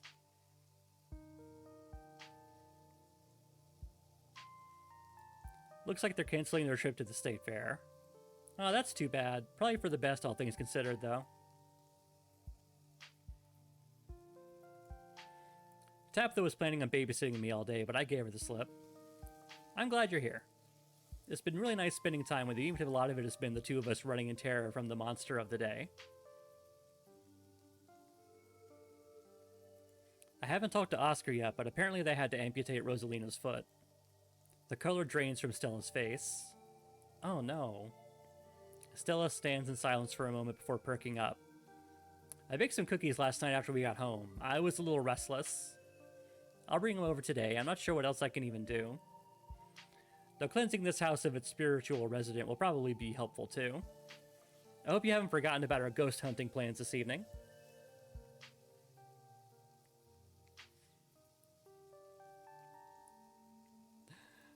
How are you still so positive after everything that's happened? Different people cope in different ways. I know there's nothing I can do about this situation, so I just try not to think about it. You know what, if that helps. If I did, I might sink into a pit of despair, and then I'd just be useless. But if I just tuck it all away, I could be there for people who need me. Like the way you've been there for folks this week.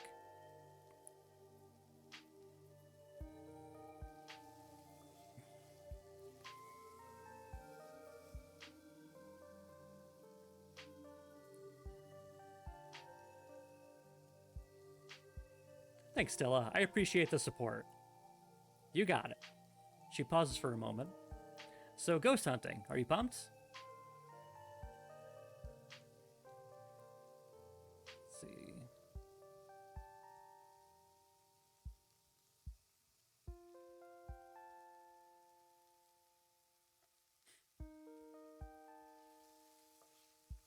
I'm extremely pumped to hunt ghosts. Excellent. Me too. If there's a ghost, I hope it tries to communicate with us instead of scare us. I want to know what it's like to be dead, or if there are more ghosts out there. And hey, if this is anything like the other ghost hunt I've been on, it'll be a much appreciated breather. Unless you count Tommy knockers as ghosts. Or Wayne. It's probably time to start the first round of ingredients. That's a lot of stuff. Works for me. We'll need all the nourishment we can get to tackle the rest of the day. Stella slides the ingredients from the cutting board into the pan. They sizzle and the aroma of cooking onions and bacon fills the air. Thanks for coming over, by the way. It gets lonely here sometimes.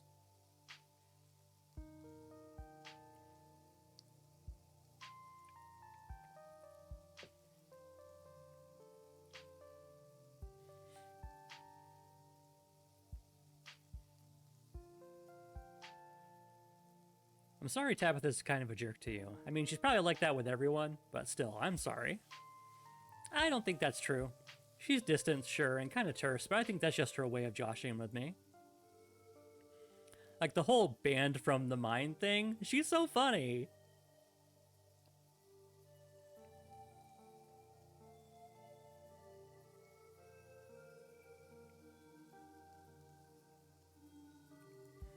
She should just talk to you. I know, I wish she would. But she's cut herself off from the rest of the world. The best I can do is be there for her in case she ever changes her mind. So what exactly is your history with my cousin? Okay, I guess I could spill the beans. I suppose you say we kind of dated. Well, alright. It was never really official, and she might tell it a little differently, but as far as I'm concerned, that was my first relationship. Not that she's my type or anything. Honestly, that's a lot closer to you. Oh.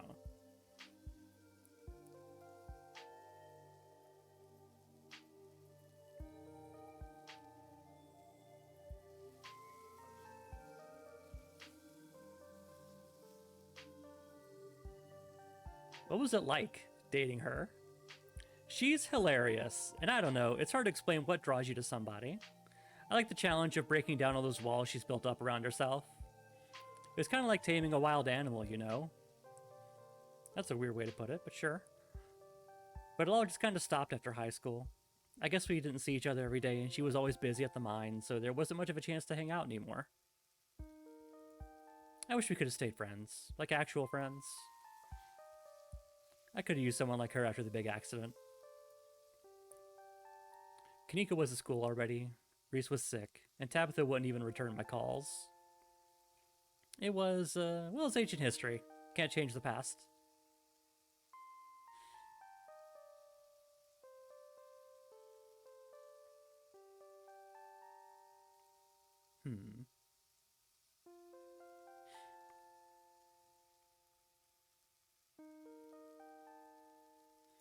You and Kanika seem really close.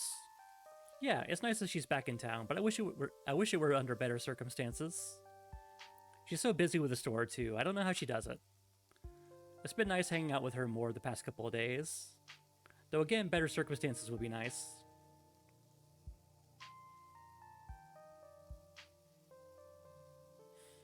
So we're actually gonna meet Reese today, right?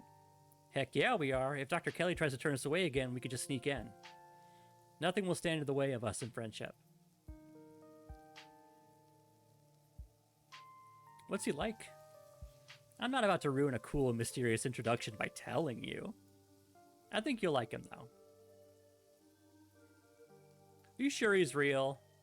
At the very least, he was real for most of his childhood. And if he's a ghost now, well, that's even better. He can tell us what being a ghost is like. Let's leave it at that. Do you ever hang out with Avery?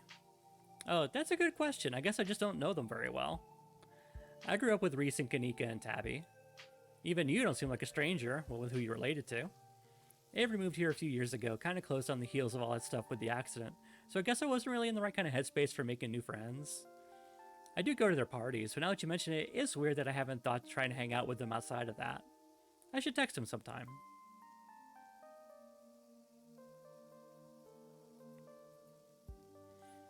How's the food coming? Funny you should ask, looks like we're done here. And with that, breakfast is served. Hope you're hungry. I'm so glad you came over today. I've been having a little bit of a hard time sleeping the past couple nights. I'm sure you can relate. I think I needed a nice slow morning like this, just hanging out with you. As you and Stella start to dig in, you're interrupted by a phone alarm sounding off. Ah, shoot, I almost forgot. It's Mayor Jimmy Day. If they're even still doing it after last night. I wonder how far the news has spread. Either way, it's a good excuse to meet up with Oscar and see how Rosalina's doing. Gretchen barks at the mention of Mayor Jimmy.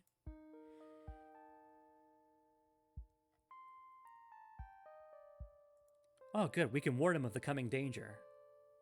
I don't think he'll be very receptive. It'll be a blast, though. Let's scarf this down and head on over. I'll make sure to bring some biscuits for the mayor. You and Stella make your way to the library. It's busier than usual. A small crowd has already formed in the corner of the main foyer. Now we're just waiting on Kanika. And there she is. Thank God we had something to do this morning. My family's been driving me nuts. Yes, the whole gang's here. I've been waiting to introduce Evie to the mayor for like the entire time I've known them. It'll be worth it. Trust us. All right, shall we? He's a dog. You can tell this dog is the mayor from his little sash and his fancy top hat. There's a regal air about him, almost as if he knows he's the position of authority he's been elected to. You haven't met the serious man by his side, but you have to assume that he's the mayor's handler. He holds out his paw as if to shake your hand. I mean, we shake his paw, of course. It's lovely to meet you, Mr. Mayor. Reach forward and take the mayor's little paw in your hand, but his burly security detail stops you. No paw shaking, only head pats and your scritches allowed. I'm so glad no one ruined the surprise. This town has had a dog for a mayor since the early 1900s. That's just how we do things around here for some reason. Just completely given up on the idea of, like, local governance. It's the best part of living in Scarlet Hollow, besides the nature. And all my friends, and Winnie's Biscuits. Oh, and the close-knit small-town community, of course. But having a dog mayor is like a close fifth, no contest. Gretchen squirms in Stella's arms, straining to get at Mayor Jimmy. Hey, whoa, Gretchen. Calm down, old girl. You're going to pull a muscle. Miss Richmond, I'm going to have to ask you and your dog to step away from the mayor. I should have known better. These two have never been able to get along. Stella walks off, struggling to hold Gretchen back. If you take the perk that lets you talk to animals, this scene is very, very funny. Kanika is quick to follow.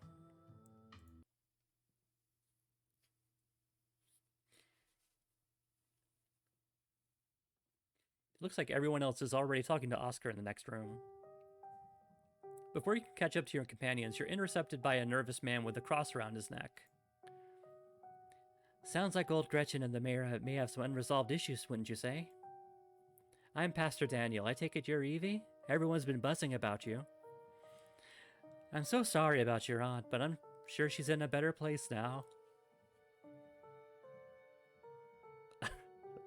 Let's not kid ourselves. We both know Pearl ends in hell. Ah, Janie mentioned you this morning. Oh, that woman is the light of my life. I'm so glad she's there to help your cousin through this rough patch.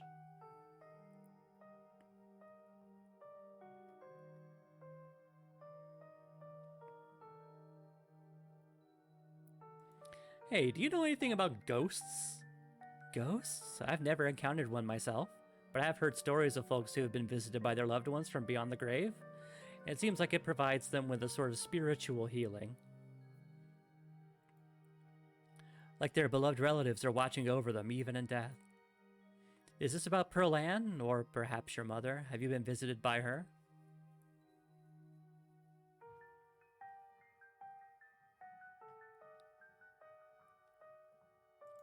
No, Oscar's place is haunted. Oh, like a Scooby-Doo episode or something? I'm afraid I don't buy into that particular notion. It's a bit too spiritualist. Now, if it were a vision of one of his parents trying to contact him from heaven, I could understand that. But I simply don't believe in malicious spirits lingering neither in heaven nor hell, jumping out of closets to scare us. I'm sure there's a perfectly reasonable explanation for whatever it is he saw.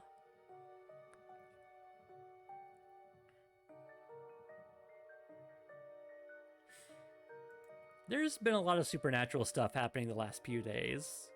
Really? Are you sure you aren't just seeing things? Trauma has funny ways of manifesting itself.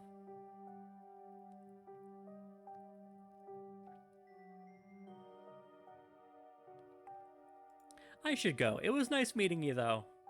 Of course, and if you find yourself in need of counseling or spiritual guidance, you know where to find me. That sounds lovely, thank you. Really? Oh, that's great. No, I was just being polite, man. Leave me alone. Sorry, I just don't usually get positive responses when I ask folks if they want to come up to the church. Anytime that works for you, just swing by. I'm sure I'll be around. Yeah, buddy. It was lovely to meet you. You have a blessed day, Evie. The pastor leaves you be and joins the line to see the mayor. Nothing to do but catch up with your companions.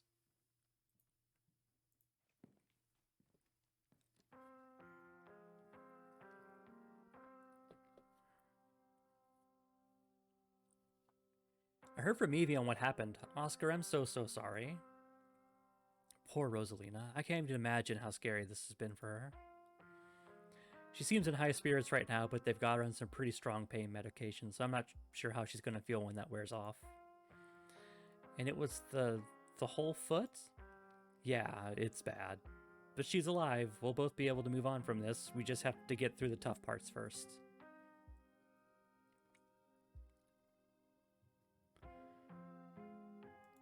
Tabitha told me what happened this morning, but I didn't realize it was so bad. Yeah, there was nothing left to save, they said. I'm sorry, I can't think about it right now. Oscar. I'm sorry to cut our conversation short, but I better get going. I was only supposed to come back to pick up a few things, but then the hospital called and said there'd been some big bus accident on the highway, and they need the beds, so I have to come pick her up. Even though our house is still haunted, the only place she can lie down until then is the dirty back room that drove her away in the first place, and Mayor Jimmy Day is happening. Sorry. I'm just a little overwhelmed. It's okay, Oscar. We're here to help. Yeah, we're gonna get that ghost. We could always go ahead and do a Ghostbuster or whatever we're calling it while you're out, and she'd be able to go right back to her old room as soon as she got back. That's probably a good idea, right? If only, but it doesn't come out during the day. So any busting attempts are going to have to wait until it's nightfall. I'm still not even sure we can get rid of it at all. I think I'd have to see for myself that it was gone. They managed to trick me a couple times, and I can't handle any more surprises right now. I've got every ghost hunting device known to man. You're in good hands, Oscar.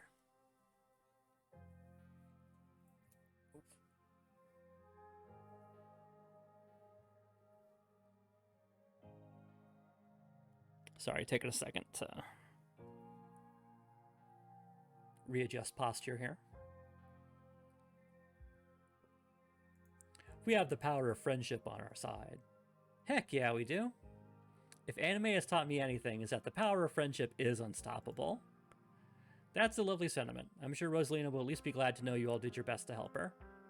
I'm heading out. It should be dark by the time we get back, so I suppose I'll see y'all then. Oscar hurries off, car keys jingling as he jogs out the door. Let's head up to Reese's. Maybe we can get him to come ghost hunting with us. Oh no, you're not going to try to get Dr. Kelly to let him leave the house, are you? She'll kick us out for even asking. Wonder if he even knows what happened last night. I don't know how disconnected he is from the news around town. Geez, should we tell him? Gosh, I don't know. Maybe we just play it by ear. Anyways, shall we? Time to go.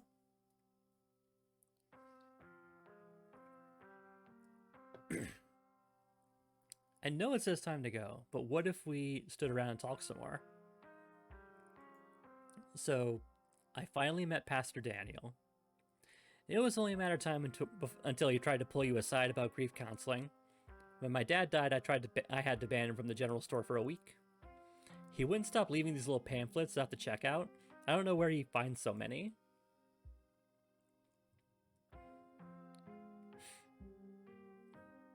Y'all are right. His vibes are bad. Glad you feel the same way. There's just something about the way he's always smiling. It's so creepy. The man was grinning through all of my dad's funeral. I'll never forget that. And I don't mean that in a stigmatizing mental illness kind of way. There's just this little siren that goes off every time I see him that tells me to get away from him. That's exactly how I would describe it too. The whole town feels the same way. Not that I think about it. Now that I think about it, he must be pretty lonely.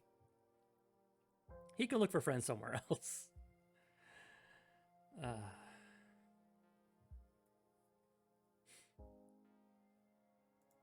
you mind if I invite Tabitha ghost hunting? Please don't. Oh my god, yes! Can you imagine how fun that would be if she actually shows? Stella, come on. I know you think you have some sort of bond with her, but she's awful. She isn't even nice to you. You just haven't given her a chance. Maybe she comes along tonight, the two of you will finally get along. No. I like how you can say, okay, okay, I won't invite her, and lie, okay, okay, I won't invite her.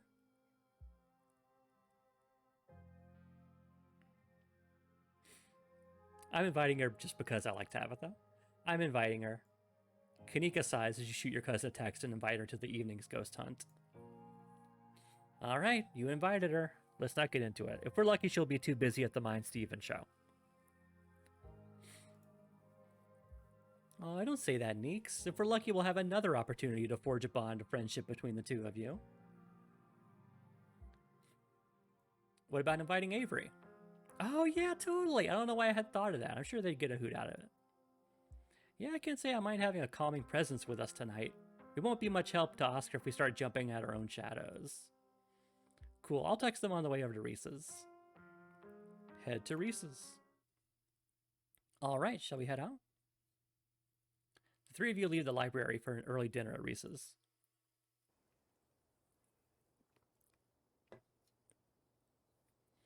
You once again find yourself in front of Reese's house. A cold hesitation grips you as the building looms over the hilltop. Though it's only early afternoon, it feels much later, the sun already sinking behind the tall mountains that surround Scarlet Hollow. We're a little early. What if Dr. Kelly yells at us?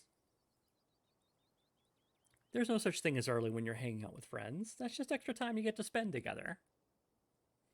Okay, but what if she yells at us? It's too late. The door swings open. Hey! Reese! Oh my god, dude, it's been ages! You must be Evie, right? I heard a lot about you. Stella's been relentless about making sure I got all the Evie updates. Gretchen starts yelping at Reese, straining against Stella's grip as she tries to get between them. Are they here already? I knew you'd show up early, Stella. And you brought the dog. Great. Yeah, I thought she might cheer Reese up. I don't know what's gotten into her all of a sudden. The dog stays outside. But it's okay, Stella. We can let her chill in my van for a bit. I'll run the AC and leave her some treats. You know I always have some of those easy chew dog jerky stashed away. But we go everywhere together. Do you want to come in or not? Kanika nervously tugs Stella away towards her van. Well, what about you, Evie? You coming in?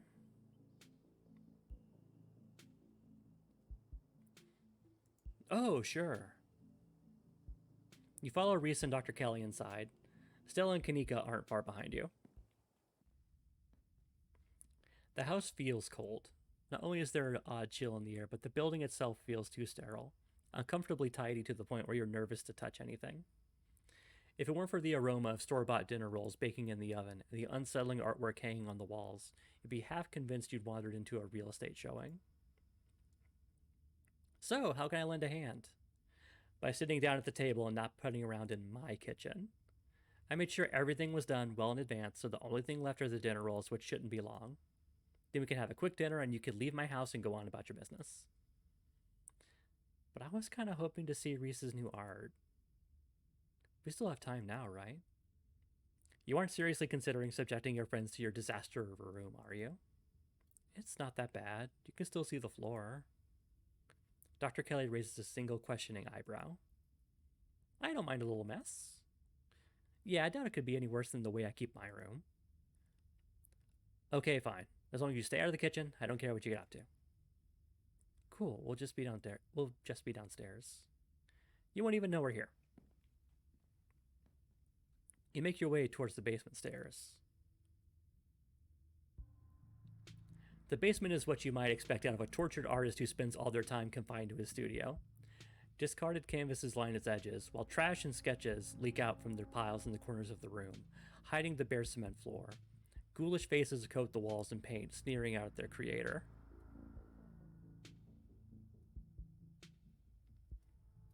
Is there a way I can, like... No, it's just the dialogue history. I don't think there's a way I can hide, like, everything but the background. Okay, whatever. Your mom is so scary. She can be a little intense, kind of overprotective, which I guess makes sense.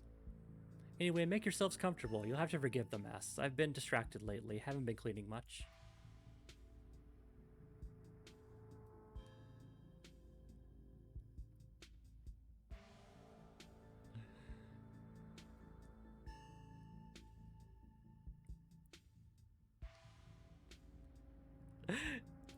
Do you need us to break you out of here? I don't think your mom could stop me. Flex. I don't know. The doc's pretty resourceful. Besides, I'm stuck inside for my own good. Are you sure there's nothing we can do? Your company is plenty. It's so nice to have living people down here for a change. You know we'd visit more if your mom let us. Did she tell you she turned us away yesterday? Said we couldn't even talk to you. It was a little controlling. You came by yesterday? She didn't tell me, but I was probably asleep, that's all. She didn't want to wake me up. I don't think that's her being controlling or anything. Not to cast any doubt on that, but she did say I couldn't bring you any food. She knows that's how I show my friends how much I appreciate them. And she knows I can work around all kinds of allergies and intolerances. Not gonna lie, it felt weird.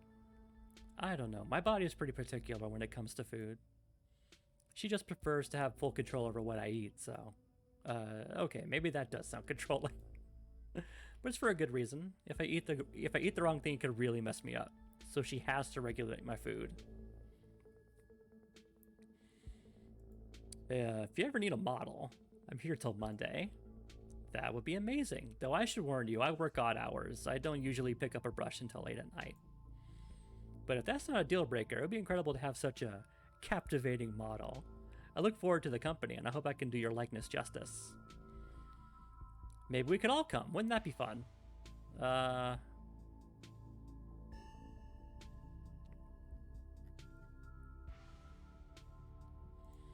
So Estella told you about everything that's happened the past couple days? Oh, she's told me all about what you guys have found out here. I wish I could see some of it myself, but you know. He gestures in futility towards the walls of the basement. Are you sure you can't just sneak out of here one of these nights? The doc isn't keeping me prisoner here, Stella. I'm sick. You know that. I'm sorry, man. I didn't mean to. There's nothing to apologize for, and I appreciate the effort. Really, I do. It's just there's nothing you can rescue me from. That die's already been cast. But we were talking about the past couple of days, weren't we? Do you have any thoughts on the ditchlings we've been seeing? Yeah, they've been coming up to my window at night. Wait, really? Is that why you texted me that they look like something out of your nightmares? Yeah, I thought I was hallucinating. I hadn't put it together that we might have been seeing the same thing until just now. I've been sketching them, actually. Tell me what you think. Yep, that's them. He pulls out a sketchbook from one of the piles in his room. Okay, that's exactly what I saw on my way home last night. What does it mean that they've been lurking around here, though? I don't know, but I like the company. They're kind of beautiful in a sad way, if you ask me. Agree to disagree with you there. Those things are going to be stuck in my nightmares until the day I die.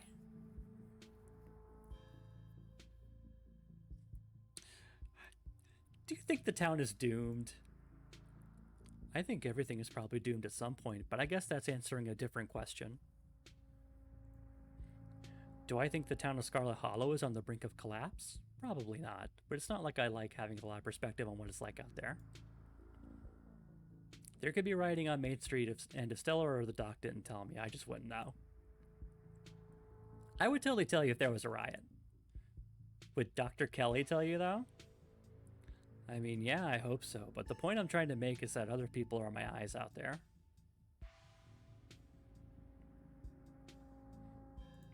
What do you think of my cousin? She was always so distant and mean. I probably would have thought she had it out for me personally if she was like that towards everyone. Or if I thought she even knew my name. But people change. Maybe she's nicer now. She's still terrible. You guys just never took the chance to get to know her. She's actually really funny and sweet. I'll pass, thanks. What do you think's going on with Wayne? Who? You know, that guy who's been following Evie around, being all ominous. Oh yeah, the slasher creep. I appreciate the classic Jason vibe he has going on. Here's hoping he doesn't live up to the look, for all our sakes.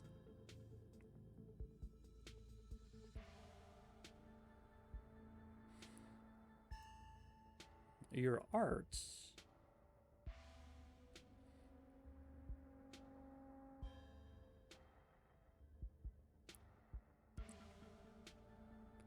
I wish there was a way you could be like, it's grotesque compliments.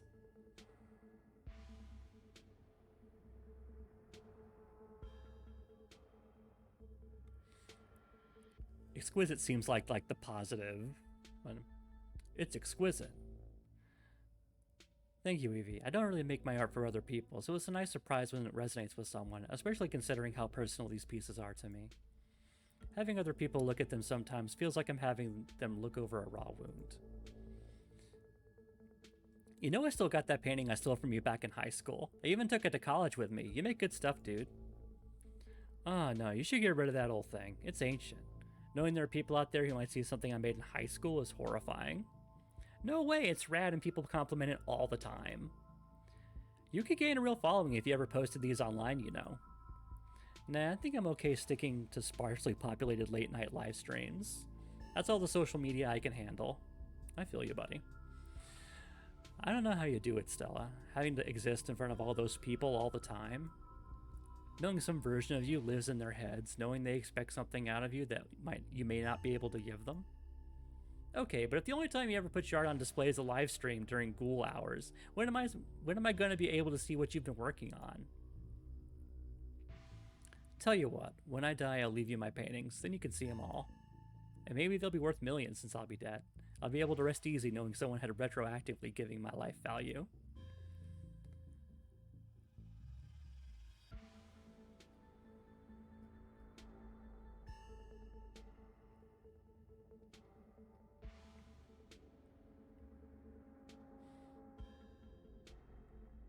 Your whole situation's gotta be rough, sorry. Thanks, but I've been dealing with this thing for a while, so you don't have to feel sorry for me. I've come to terms with the way the rest of my life is gonna be. You're so macabre, Reese. You make it sound like you've been sentenced to death. You haven't, right? Not exactly. No one really knows what's wrong with me, but it's been getting worse. I can barely keep most food down. My skin always itches like there are worms crawling underneath it. I could live for a long time or a short time. No one knows. But I'm definitely not going to get better. Whatever time I have left is going to be miserable. So I've done my mourning. My best years are behind me. My future is unknowable. But one day I'll wind up in a pine box just like everybody else, and I'm okay with that. Dang, Reese, I may be a goth, but that's some real nihilistic shit. We'll make sure to come by more often from here on out. Friendship heals all wounds, right? Thanks, guys, but you really shouldn't worry about me. I have my art. I'm doing fine, really.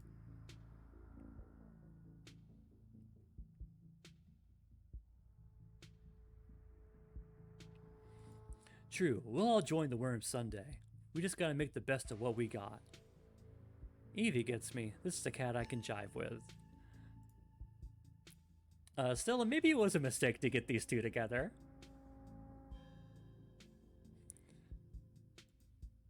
Some movies, huh? That's quite a movie collection you got. Got any Rex? Let me think. Oh, have you heard of Shino-Chi, Deathblood? I saw that for the first time recently and it blew me away. Excellent example of both Japanese horror and found footage done right. We could even put it on after dinner if you guys are interested.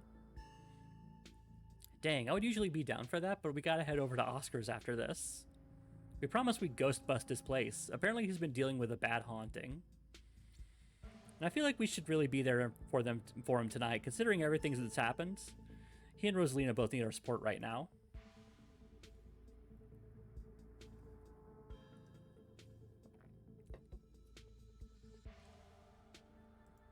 I'll take a rain check on that movie, though. Yeah, we'll definitely come back for a movie night this week. I'm free tomorrow night. Same goes for Evie. I should probably work tomorrow, but I can close up early.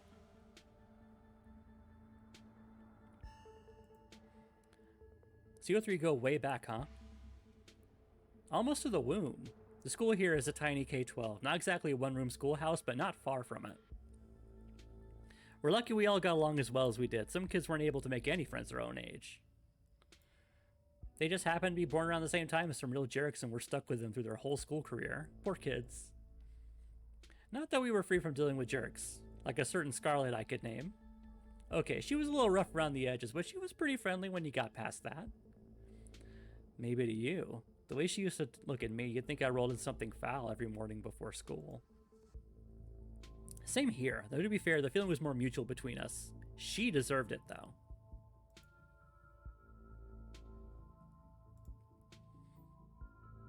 Want to come ghost hunting with us tonight?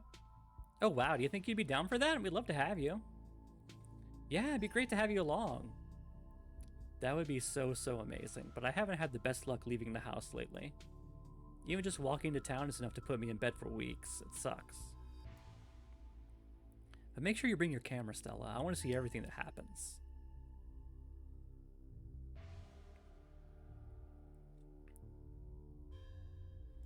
Just remain silent.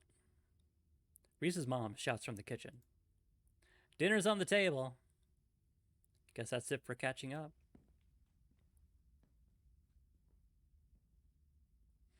Make sure you all wash your hands with soap. I don't want anyone sharing their germs at the dinner table. Sure thing, Doc. I'm allergic to soap and can't wash my hands. Yes, ma'am. You make your way towards the sink, but are stopped in your tracks by the pull of an odd door at the end of the hallway. It feels out of place, like you've accidentally wandered into a hospital waiting room. But more than that, you feel something radiating out from behind it, something dark and cold. Something that reminds you of the dusty tunnels you narrowly escaped last night. An oppressive hum just beyond your hearing fills the air and you feel strange. You're compelled to approach the door, drawn in as if hypnotized.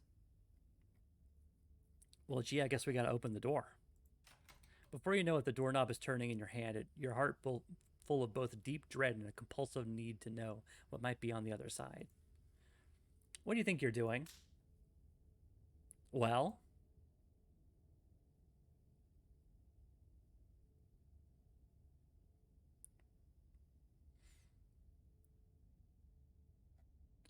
There's something compelling about this door.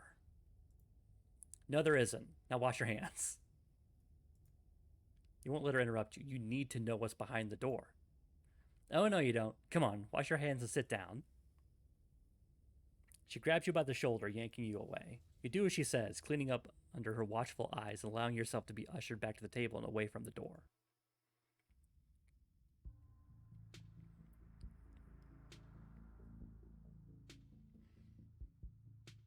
Dinner is already laid out. Dinner rolls, spaghetti, and a light salad. Kanika anxiously picks at her food. Stella is nervously talkative, and Reese is suddenly quiet and tense. His shoulders tight as his mother perches on the chair next to his. Dr. Kelly eyes all of you with a sharp, fierce gaze. She sits opposite you at the far end of the table, her features silhouetted against the light of the setting sun in the window behind her. It's a position of authority, where her height gives her a vantage point over everyone else. No one at this table does anything without her noticing. It almost feels like, despite the presence of your friends, this is strictly a conversation between you and the doctor. Pills. She slides a few tablets towards Reese. He obediently swallows them. This is excellent, Dr. Kelly. Is the pasta sauce homemade? No, it's from a jar. I worked too many hours to make my own pasta sauce. Well, you have excellent taste in brands. If you ever want any tips on easy home-cooked pasta sauces, you know no thanks, Stella. I have the internet if I need recipes. Thanks again for having us, Dr. Kelly. We really appreciate it. You didn't tell me they came by yesterday. You were asleep. I didn't want them to wake you up. But you could have told me. Why? They were coming over today anyway. I would just rather know these things. Noted.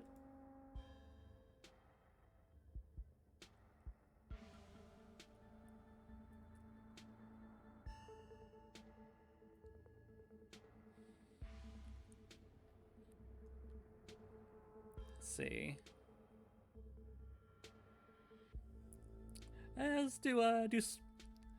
Let's talk about Reese. Does no one in this town have two parents?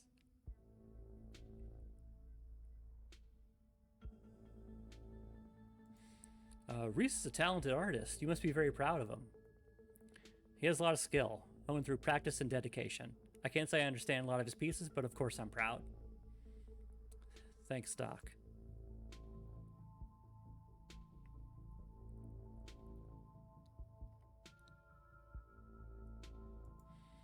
It must break your heart having to isolate your son from the world like this. It's just another unfortunate side effect of his illness. Both of us have had to come to terms with it. It's not the life I wanted for him, but it's the life he had to lead. Maybe he doesn't have to... Ow! Geez, Kanika, your boots are heavy. Sorry, Dr. Kelly. We're totally respectful of Reese's boundaries, even though they might seem a little arbitrary and strict. Isn't that right, Stella? You can kick me all you like. It won't change my bold attitude and outgoing personality.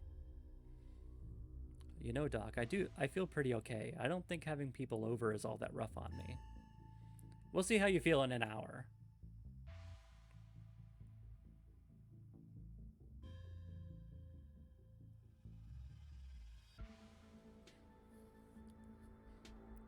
Yeah, let's pry.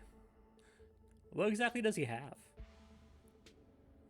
He has a combination of genetic diseases that give him a fragile immune system, among other things.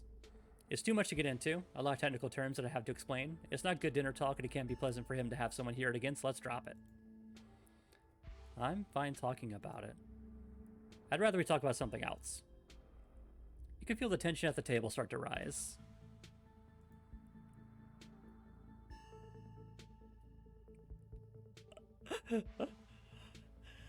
Yep. We're picking the hot option. There's no need for everybody to be so tense. Everything's okay. We're just all here to have a nice dinner. Speak for yourself. Doc, really, it's fine. You're right, you're right. I haven't been giving this a chance.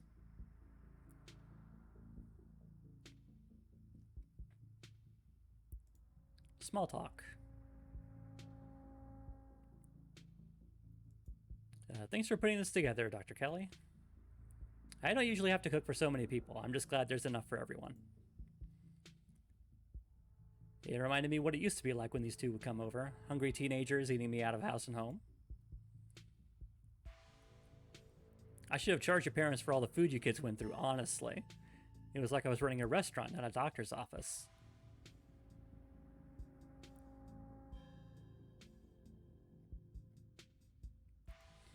What were Estella and Kanika like as kids? Noisy and messy, like all kids. And they always had those little projects, videos or crafts or animal rescues, whatever it was that captured their imaginations that week. So like I said, noisy and messy. Didn't we bring a dead squirrel into your house once? Oh God, not the squirrel. I remember that squirrel. Didn't you think the doc could Frankenstein it back to life or something? I was like 12. I was very susceptible to what I saw in media, and very sad about that squirrel. That's one of those things that keeps me up at night. I still feel guilty about bringing that thing into your house, Dr. Kelly. I'm just glad you didn't make it a habit.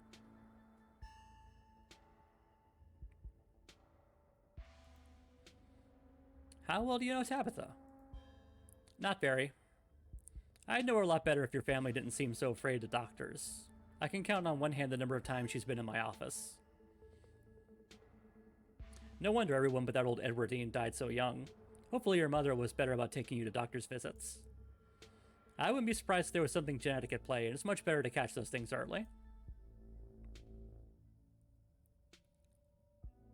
Let's return. The danger.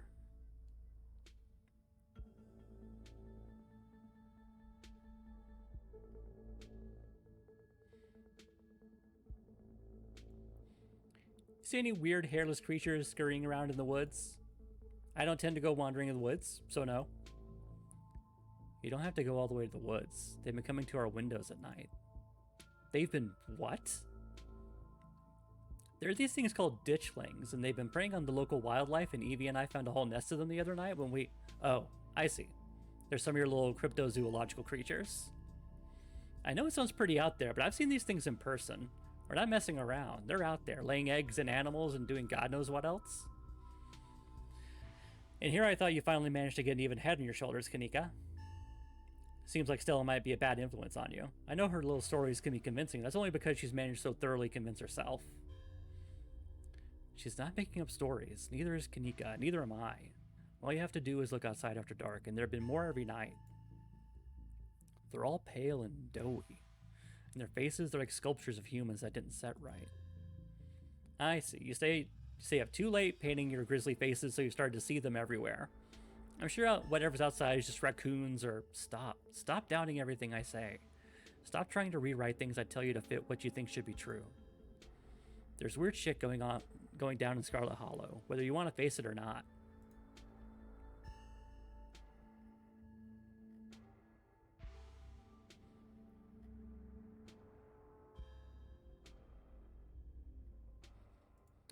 Do you know Sam Wayne? Sam Wayne. Dr. Kelly takes a moment to think. Nope, doesn't ring a bell. Someone you know? Someone who's been following Evie around, super mysterious guy. We have reason to believe he might have caught some kind of weird illness at the mines. He definitely looks like he could use medical help, so please let us know if he shows up or anything. If there's someone harassing you, you should get the police involved. This isn't any of my business.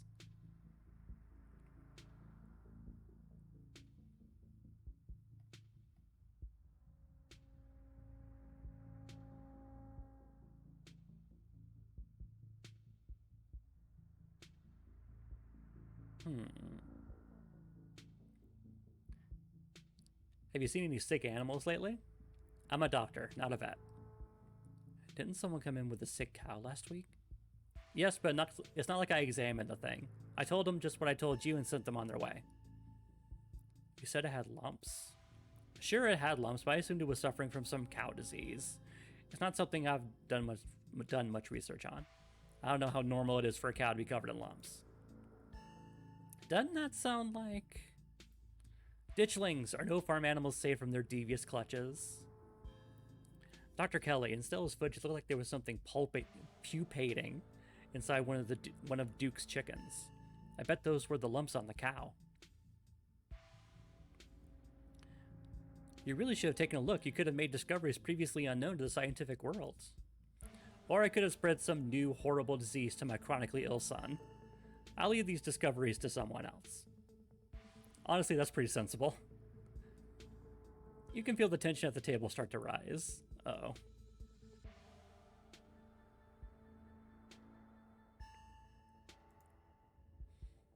Is there any more small talk? No.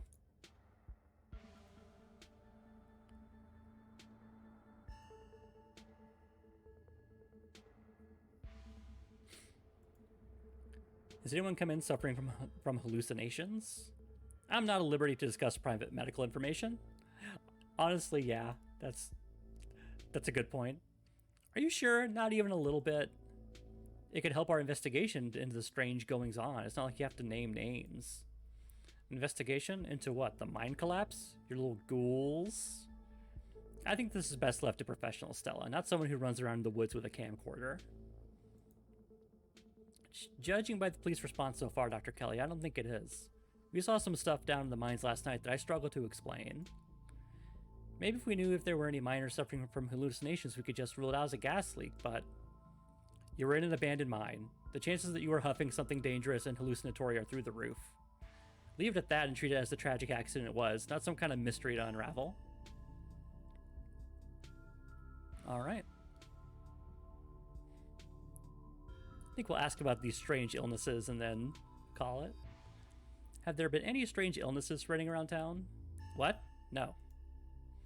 Are you sure you haven't met with any miners who had unusual symptoms? Anyone who seemed sort of drippy or strangely ominous when they talked? Sorry to pry, just doing my due diligence. Absolutely not. I've barely seen so much as a runny nose, which is a good thing. If you're so concerned about the mine, why don't you just have Evie ask Tabitha? I have no interest in violating HIPAA for your weird little investigation into nothing. Fair point. You remain silent, quietly picking out the store-bought spaghetti and dinner rolls. So we were talking about maybe watching a movie sometime this week while Evie is still in town. We'll have to see how you're feeling. I can handle a movie, Doc. Yeah, we'll just sit downstairs in the dark. Reese is used to that. I'm sure he'll be okay. You're always overestimating how much you're able to do, Reese. That's just why you keep getting sick. If I get sick, so what? It's not like that's ever going to change. I'm sick every day, and I'm not getting better. I don't want to spend the last few miserable years of my life holed up in the basement alone, just because seeing my friends has been deemed too strenuous. I'm an adult, for God's sake. I can't believe I have to ask for permission from my mom just to have friends over. Reese stops mid-sentence, wincing in pain and wrapping himself in his arms. Don't say things like that. I'm doing everything I can to try and fix... Silence Dr. Kelly's eyes shoot open. Reese? Reese abruptly pulls himself from the table and leaves. Damn it, I knew it. I knew this would be too much. Everyone, get out of my house. Please, just leave us alone. Stop trying to interfere with his life. All it does is hurt him more. But we can't just leave him like this. Now is when he needs friends the most. Now is when he needs me the most. I am his doctor and his mother. I know you care about him. I know that, and he knows it too. But all any of you would do is get in the way. So just leave, please.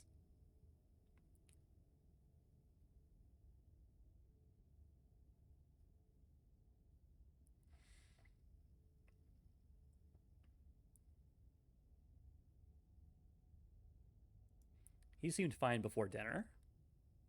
It always comes in waves, and I can assure you that right now he's very much not fine. Now leave. The three of you are rushed through the door. We'll be back, Reese. I hope you feel better soon. Dr. Kelly shuts the door in your faces. The click of a lock signals the end of your dinner at Reese's. Just heard a cat?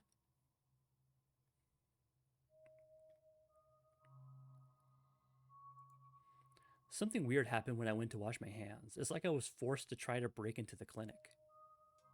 Forced how? It was like something was making me go there. I wonder, was it like that carving in the pit last night? Before you had that seizure, it was kind of like you were hypnotized. I wasn't there, but I guess I'll take your word for it. Hypnotism seems like a step up from what we've been dealing with, though. I mean, I don't know, a lot happened last night, but the whole thing was very trance-like.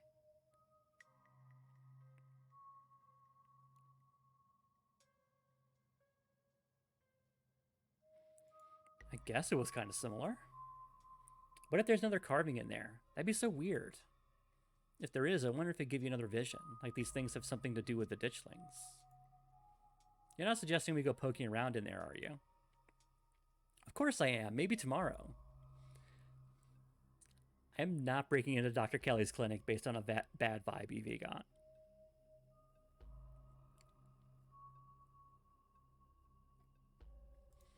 There's something seriously wrong with that dynamic.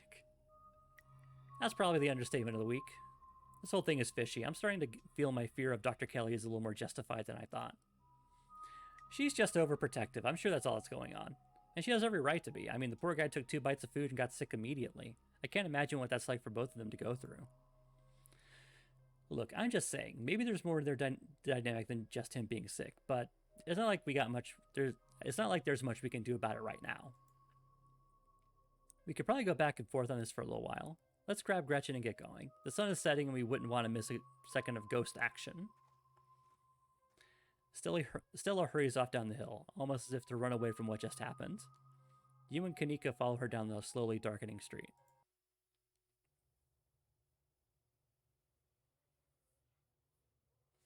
Oh, now we got ominous whispering.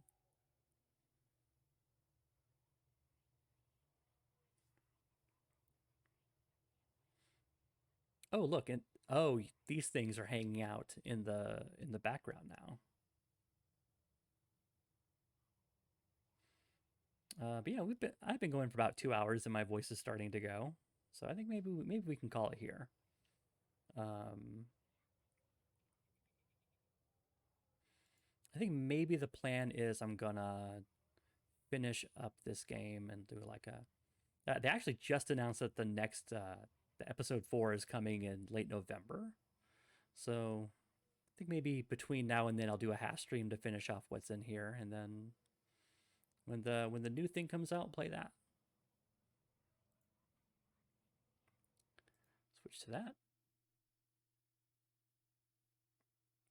Where am I? Where am I? Come on. I'm not. Okay, here I am. Yeah, this was good. I love this game.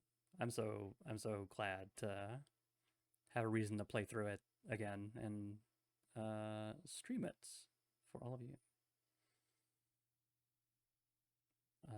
Anyway, have a good evening. I'll catch y'all next time. Thank you, Sass, for hanging out in the chat and talking about Balut. Anyway, have a good night. That's it for me. Bye. Wait, hold on. That's the exit button, not the stop stream button. Okay, now we're stopping.